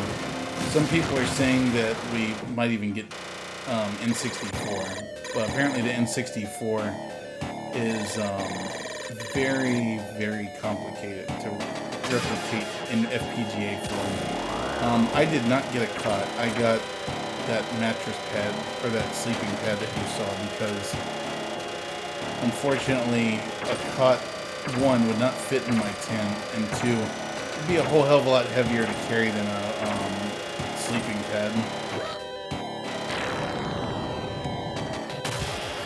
So I will make do with a sleeping pad. And plus my sleeping pad's an expensive, fairly expensive one, so I'm hoping it's decent. Plus it's 4 inches thick. So that's not bad. I think it'll be fine. If I was actually, you know what? I think something's going on with this game. I could probably take that sleeping pad along and try it where I end up. That would be kind of cool. Oh shit, bees, not the bees. Oh, okay, so this is a direct analog. That level in the Game Boy Advance one was a direct analog. With the friggin' claws coming out of the woodwork trying to get me. But the Game Boy Advance one was really interesting. I wanted one of those. I just heard that they're a little bit less thick and they're more expensive. So I just didn't want to spend extra money. But they look cool, and it's a neat concept. Unfortunately, they're all susceptible to ripping eventually. It's just a matter of picking what battles you want to fight.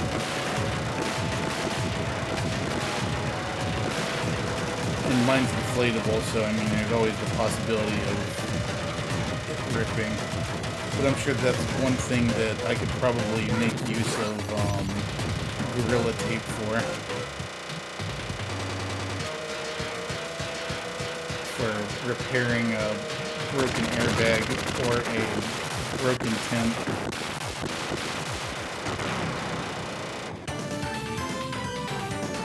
But anyway, there you have it. Gunstar Heroes. A game that everyone should play.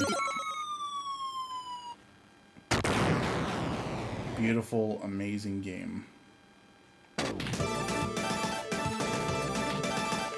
Alright, let's move on to...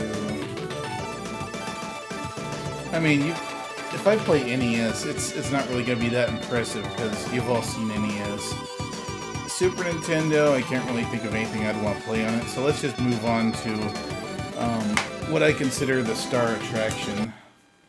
Neo Geo, Neo Geo. You know what? This calls for a song. I hope you're watching, Cameron, because this is partially for you.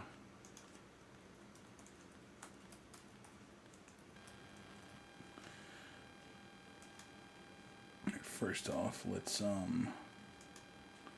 apparently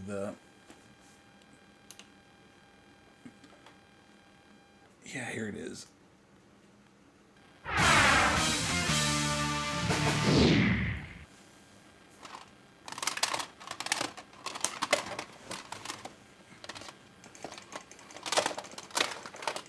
It'll start in a second while I'm picking a game.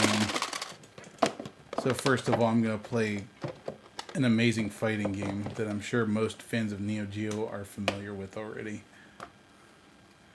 But while we're listening to this classic Keith Apicary song, which hopefully won't be too loud.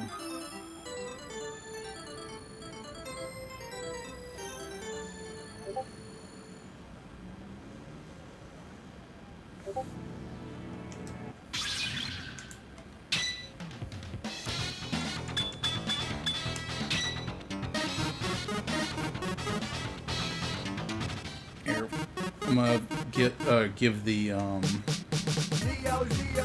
yeah, there we go. Right buttons and two joysticks. Neo Geo, Neo Geo. Cool red cabinet, name that stick.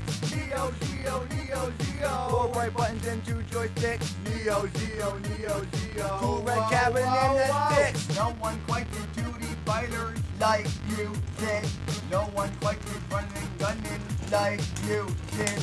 No one quite did puzzle bobble like you did. Along with of my 4-slot bottle. Cause I play that cat 4 hours on end to the point where that thing was my only friend. With a heavy machine gun in my hand, I beat Metal Slug over and over again. 32 bits of endless fun. Death by kicking to the shins. You're ahead of the game, you are the best. You're the SNK, king of MVS. You're an objective machine in a pretty red dress. When I'm playing as my, I wanna give you a kiss, forget Chun-Li. When you see Ren Yu, you're gonna knock me out with those big ninja beats. Samurai Showdown, digital god. When you're playing against me, my ninja dog. I'm like how Ford, my cool blonde hair, but I don't have a ninja dog, I have a ninja chair. Neo Geo, Neo Geo. 4 right buttons and 2 joysticks. Neo Geo, Neo Geo. I tell you what, I would love to be like good at fighting games, or a fighting game. I really like this one though. The animation is so fluid. I think this is one of the later fighting games they released too.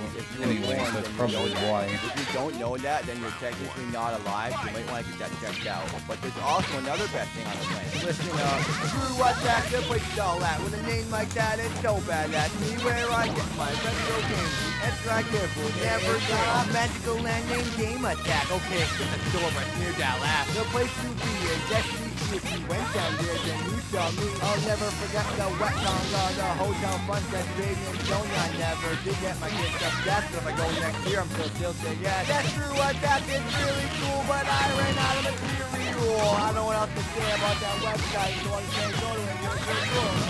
Right? Was that good? Neo Geo, Neo Geo. Right buttons and Foot to the face. Neo Geo, Neo Geo. Cool red cabinet, name that shit. But yes, freaking like hardware accurate Neo Geo. This is worth the price of admission to the MiSTer alone. Like, this is all I ever wanted, was like a hardware accurate Neo Geo that wasn't based on emulation. Because emulation does a pretty good job, I think, but it's just, I don't know, one, it doesn't feel the same, and there's just something nice about knowing that what you're playing on is essentially the real hardware. There, that was Neo Geo by Keith Apicary.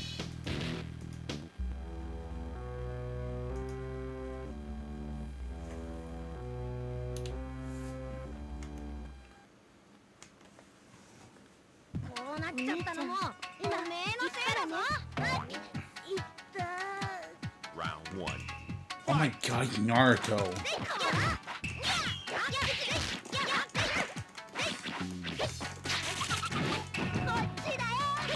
Oh, I mean, his name is like Hokoto Maru. So he actually looks like he's like related to Samurai Showdown characters, actually. Speaking of Samurai Showdown, god damn it. Oh, looks like I'm about to meet my match at the hands of a school child.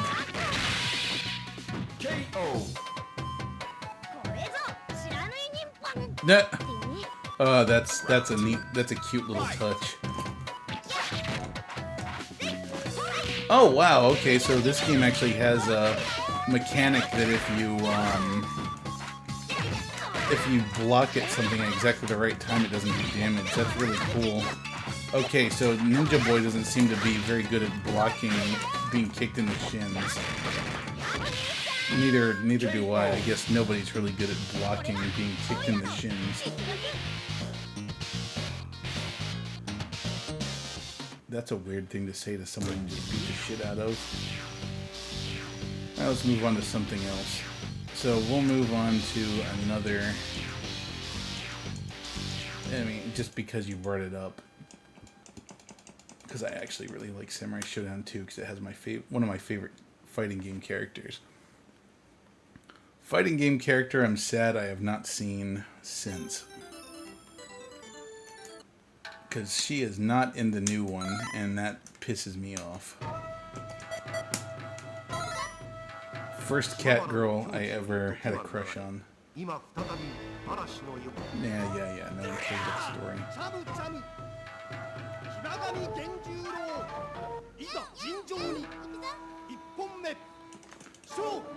One thing I always loved about these Neo Geo fighting games, especially Samurai Showdowns, they have all these dramatic camera angle changes. Like when you get further apart, the camera zooms out so that you can see everything.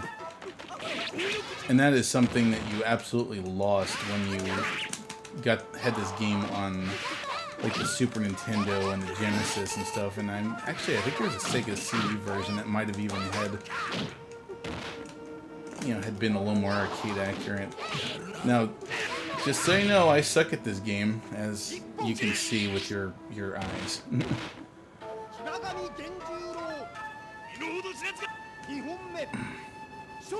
But I just had to play it just so I could, admit that I had a crush on Cham Cham as a kid because, I don't know, probably where my love of cat girls came from.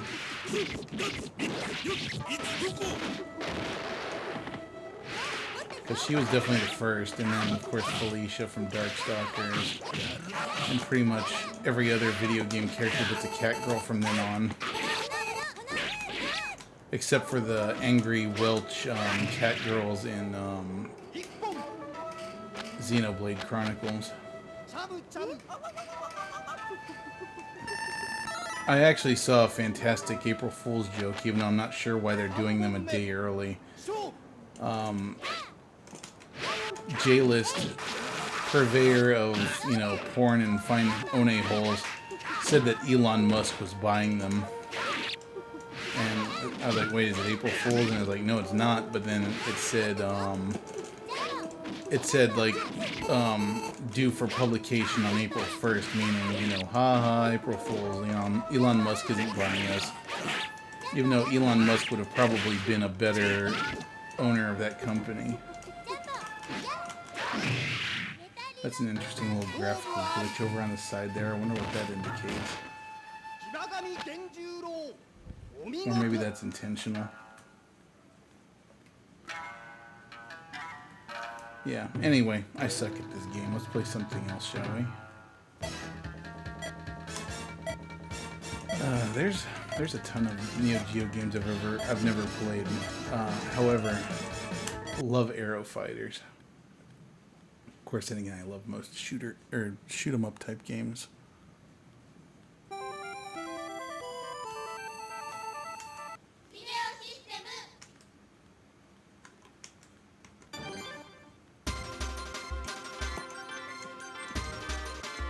Actually, no, I haven't played this one. Mau Mau. I didn't pick Mau Mau, but whatever.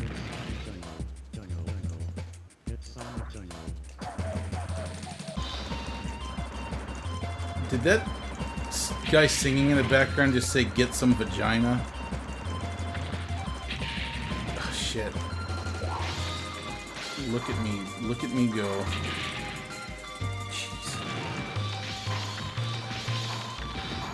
I like shoot 'em up games, but shoot 'em up games don't like me. What can I say?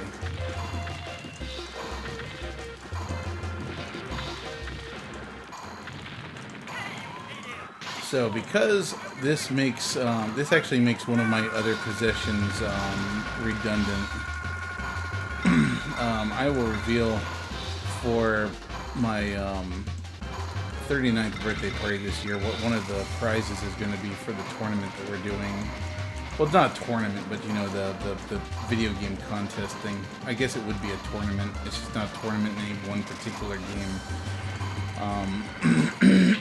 It's going to be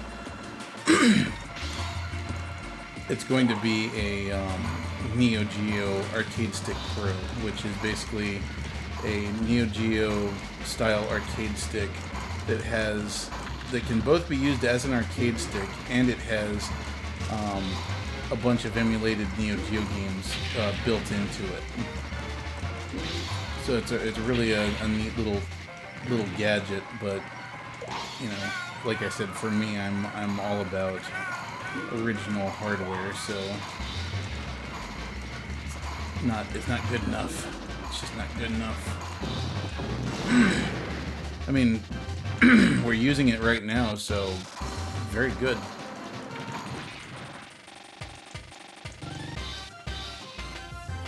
Oh, how much? The MiSTer, if you go to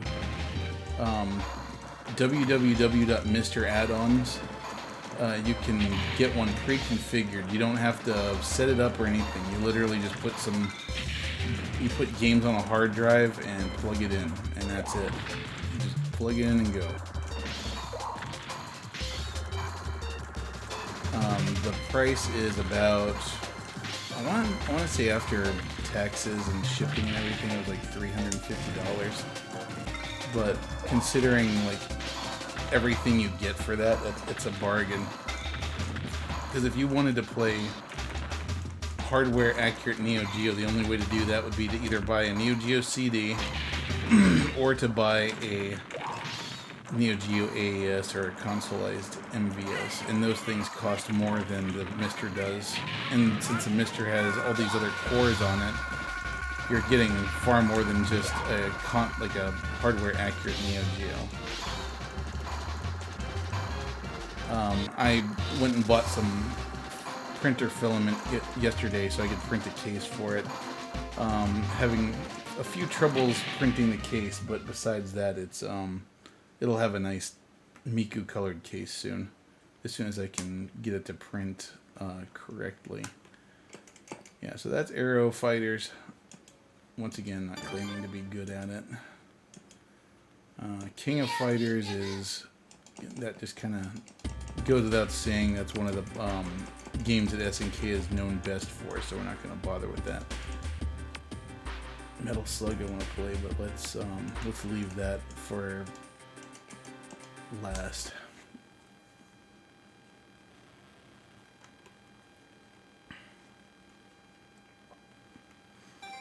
And you can actually run any BIOS that you want on this.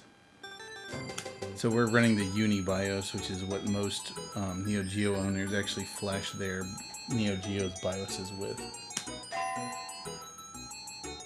Oh, I've seen that sprite somewhere.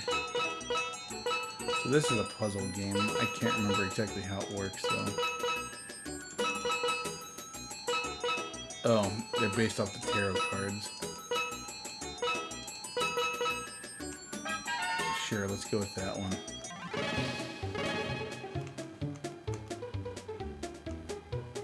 So I think this is like a shooter slash puzzle game. Oh no, it is literally Puzzle Bobble, never mind. Oh, right. It's not literally Puzzle Bobble, it's like you can take it and drop stuff. So let's pull these down. Oh cool, so you can pull multiple of the same color in one go. That's actually kind of a neat mechanic that differentiates it from Puzzle Bobble.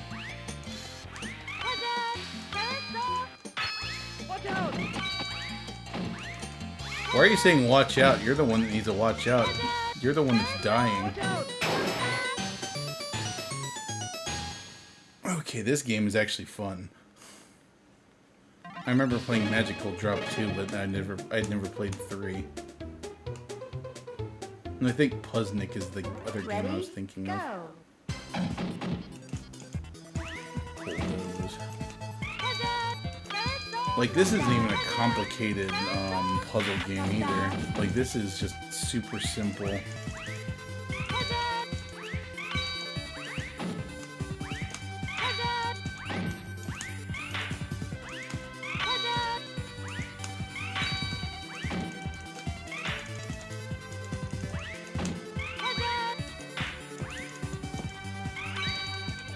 Oh, you know what else we could have on here as a core?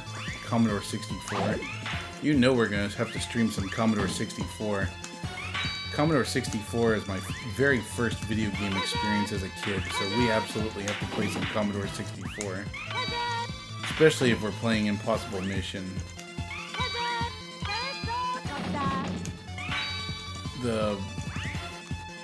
I tell you what, the voice acting in this game is kind of weird. Like, it sounds very much like a cheaply paid intern. Like, here, we need you to read stuff. Oh, okay. What do I have to read? Just make some cute girl sounds. But I'm a dude. Just embrace your inner lolly.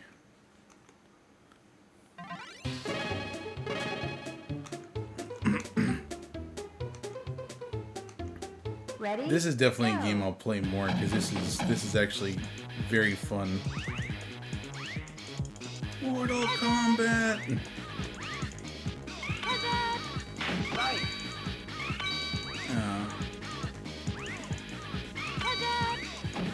Man, this guy's got the most asshole sounding music in the entire game so far. So I can put that down, drop that. Hell yes. Get fucked. Get fucked, mustache man. Oh, you know another thing I was thinking about too, Richard? Like, remember how we've been talking about getting into airsoft? Like, I found the airsoft gun I want to get. So, whenever you can afford to get an airsoft gun, let's do it. I want to do airsoft. Maybe we could convince Jen to play too.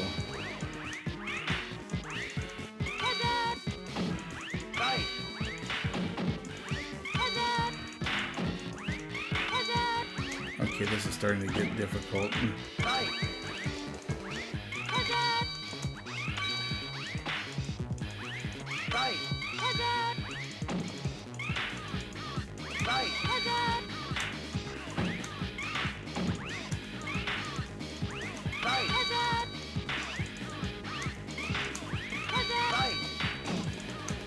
Farts. Uh-oh. Give me that. Fuck.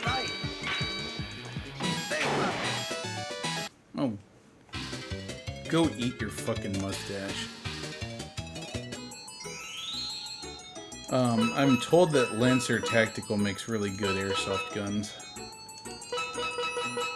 And that's what I'm looking at. I'm looking at getting Lancer Tactical M4. Because it's supposed to be a really decent gun for the price. Granted, the upper and lower receiver are polymer, but all the internals are metal, which means it'll be a nice, fairly high quality weapon. There's a lot of metal parts on it too, though, so it's not cheap either.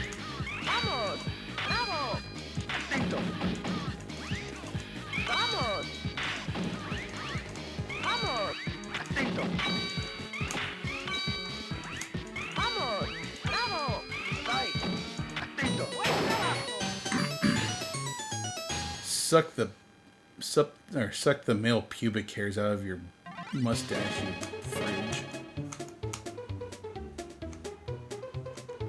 Ready? Go.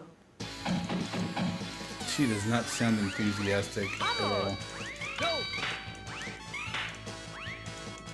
Oh, I see. It has to be 3 vertically for it to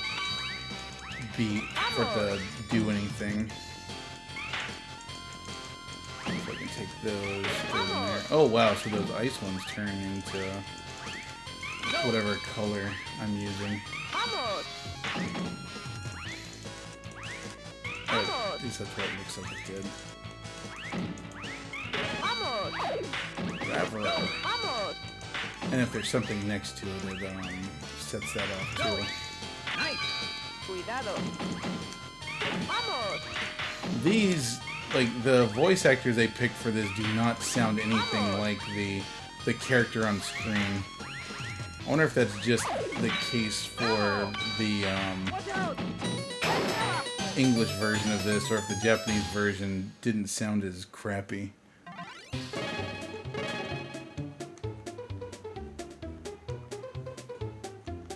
Ready? Go.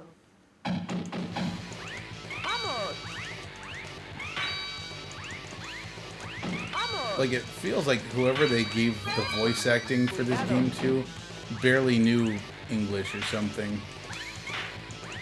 That's just what it feels like. What is this? Clearly it's not enough to do anything with.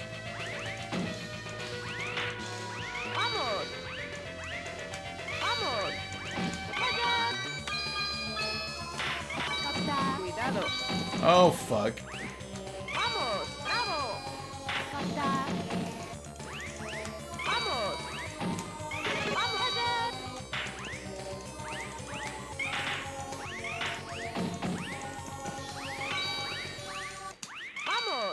Oh. That's gonna cost you.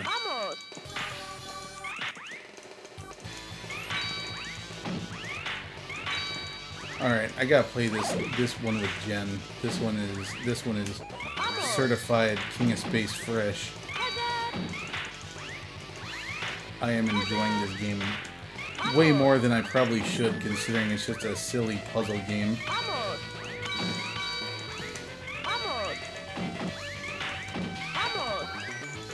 I have never played this before, and this is just super fun. Magic drop, in case anybody is wondering. Crummer! Crummer!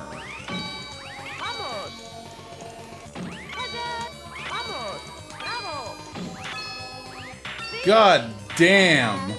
Get fucked!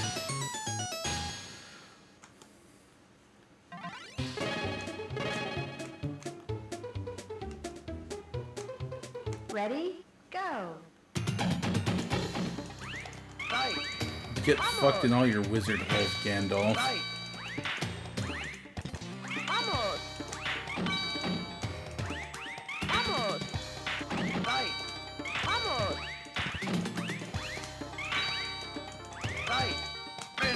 Seriously, this game has no right being as fun as it is. It should be illegal. Oh, and I'm sure in California it probably is.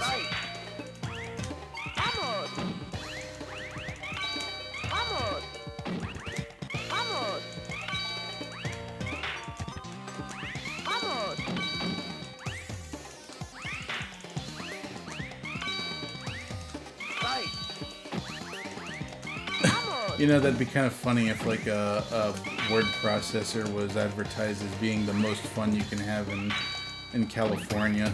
Vamos. Right. Vamos. Right. Cuidado.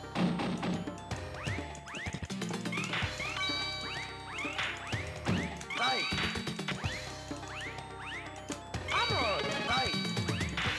Vamos. Vamos. Right. Cuidado. Oh shit. Vamos. Right. Atento. Vamos. Right.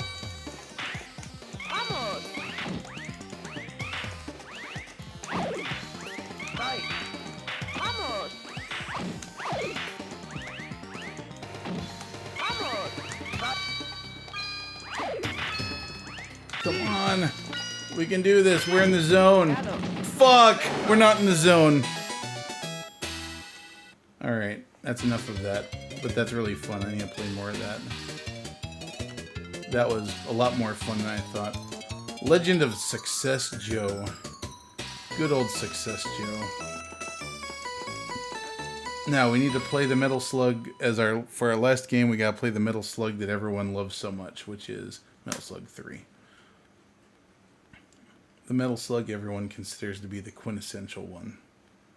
Not really sure why, but they do. Need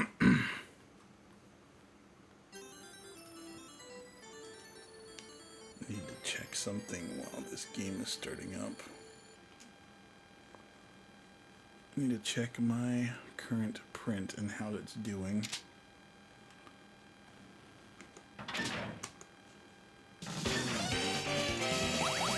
Always feel.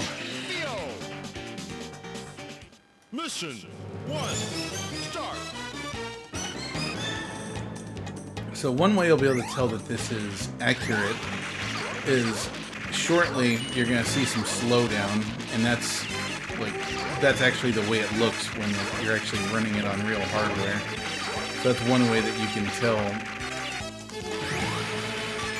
that you have an accurate experience, because on a lot of emulators oh wow, my print is done apparently. I didn't think it would finish that fast. But one way that you can tell that it's all, like either at least closely emulating the hardware correctly is that you'll see slowdown, because even on the original hardware these levels had significant slowdown. So, yeah, there's two ways we can go. Go up here or go down there. I always die a lot when I go down and do the submarine part, so we're not going to go that way.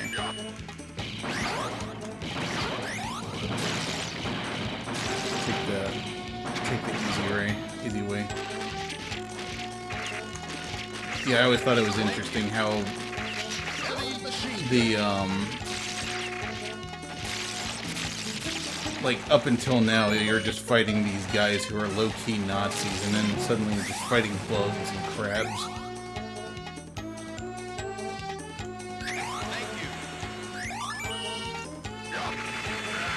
Get your boat out of the way.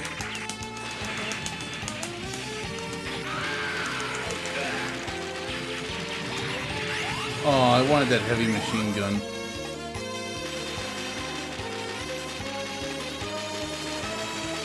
Oh yeah, so that's another cool thing, now that you mention it. So arcades, so they're releasing a version of the MiSTer called the MiSTer JAMA, or the MiSTer FPGA JAMA. So JAMA is a standard for arcade boards,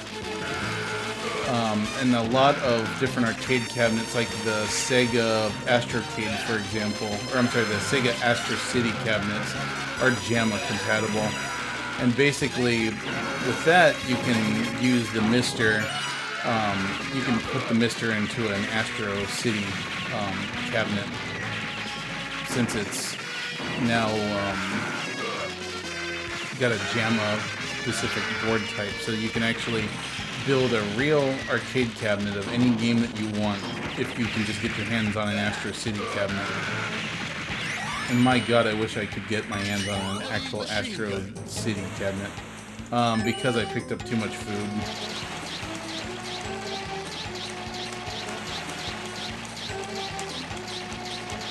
When you eat too much food in the game, you get fat.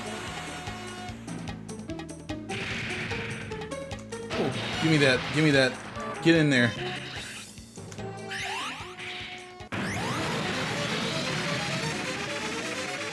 There's your giant enemy crab boss.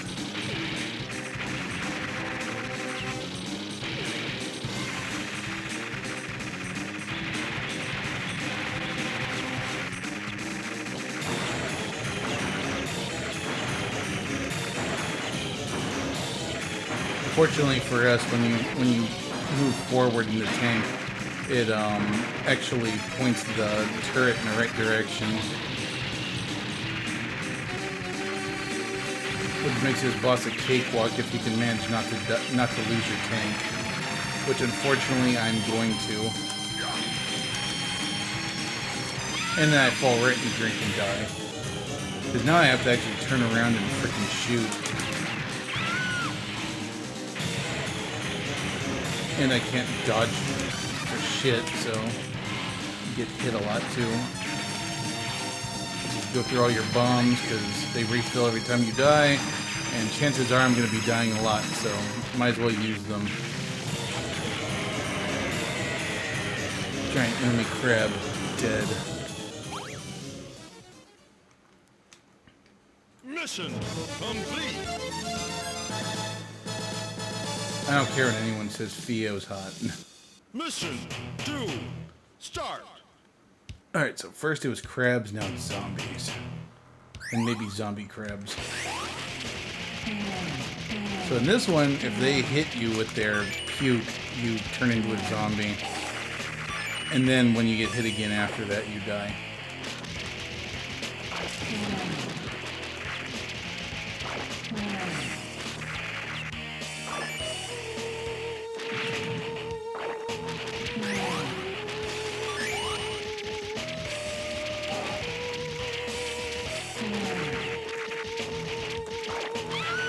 Damn it.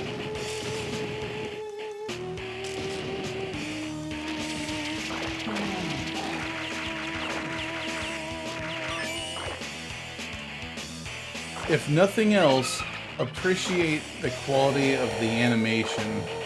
Like, that standing up animation especially. That's just amazing how much effort they put into even simple shit like that. Like actually putting her hand on her knee and standing up that's like just dedication to details.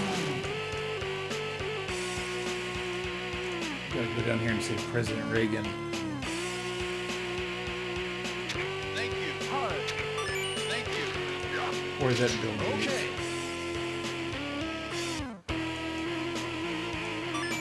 Thunder Cloud. That's different.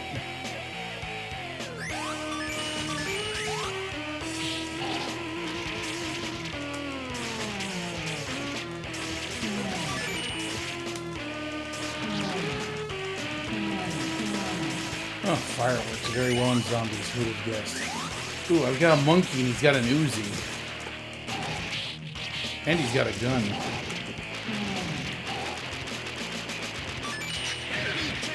Enemy chaser.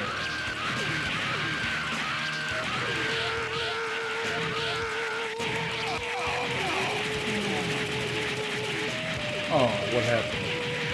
Dang it. My headphones came unplugged.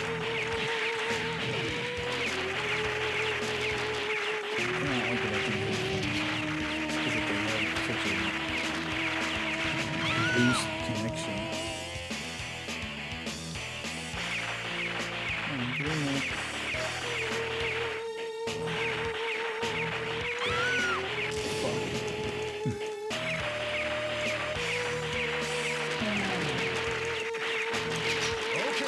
Okay. That makes me hungry. I didn't know that.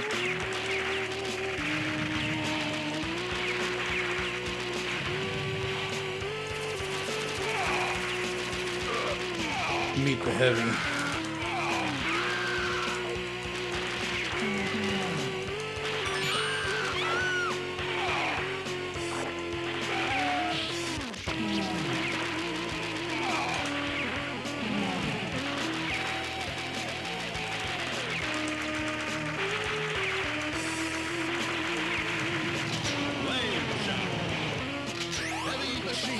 Has anyone ever thought to make a heavier machine gun?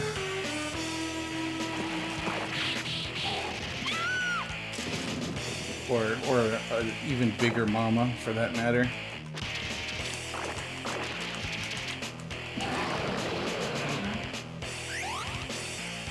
Well, just puke blood.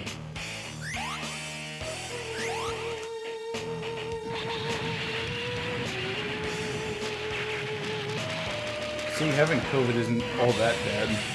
Just puke blood and destroy tanks.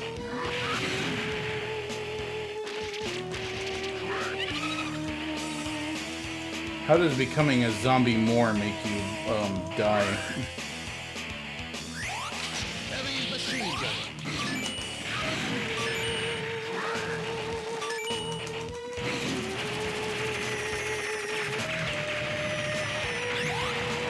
I don't want rocket launcher.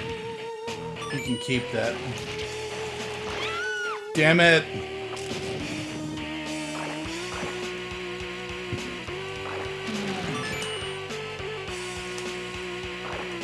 Oh, I don't have any bombs. I was like, why can't I puke?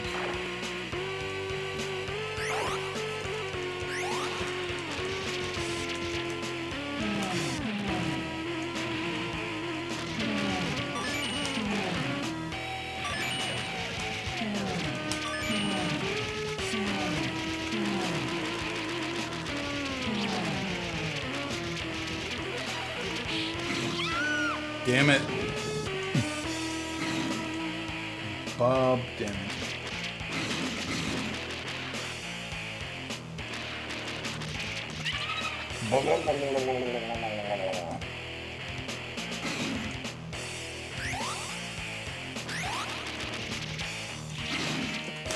Yeah, I think I'll save Monster Hunter Rise for Friday night, for sure. Because it's getting kind of late and I don't have a whole lot of time, and I want to dedicate as much time as I can to Monster Hunter. Holy shit! I feel like I've seen these guys at the SCP research laboratories.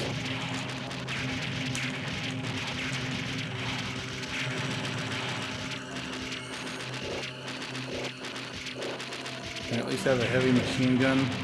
These guys seem like they are deserving of a heavy machine gun to deal with them, because they're not really responding to being shot with a pistol. Thank you. Freaking slit stomachs.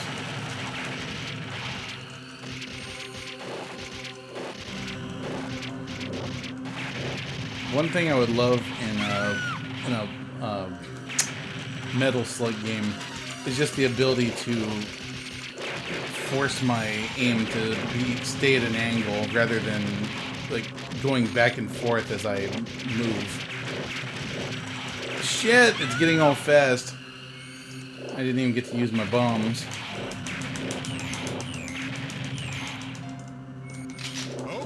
Okay. Power wave. Jesus. Dictionary definition of a quarter muncher right here.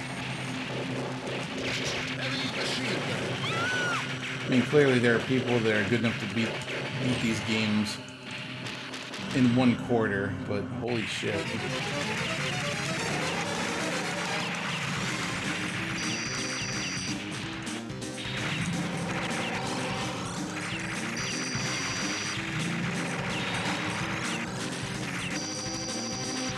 I can just move my hands like I'm throwing.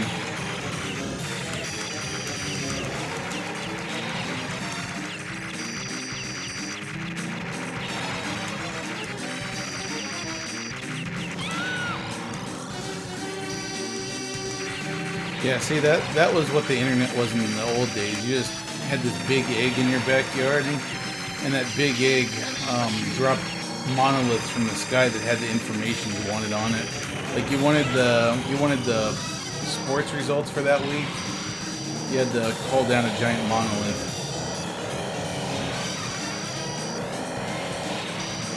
It would destroy your house in the frog, it says, but, you know, that's just how things were. Like, nope, you can't put S. It's gotta be S-E-J.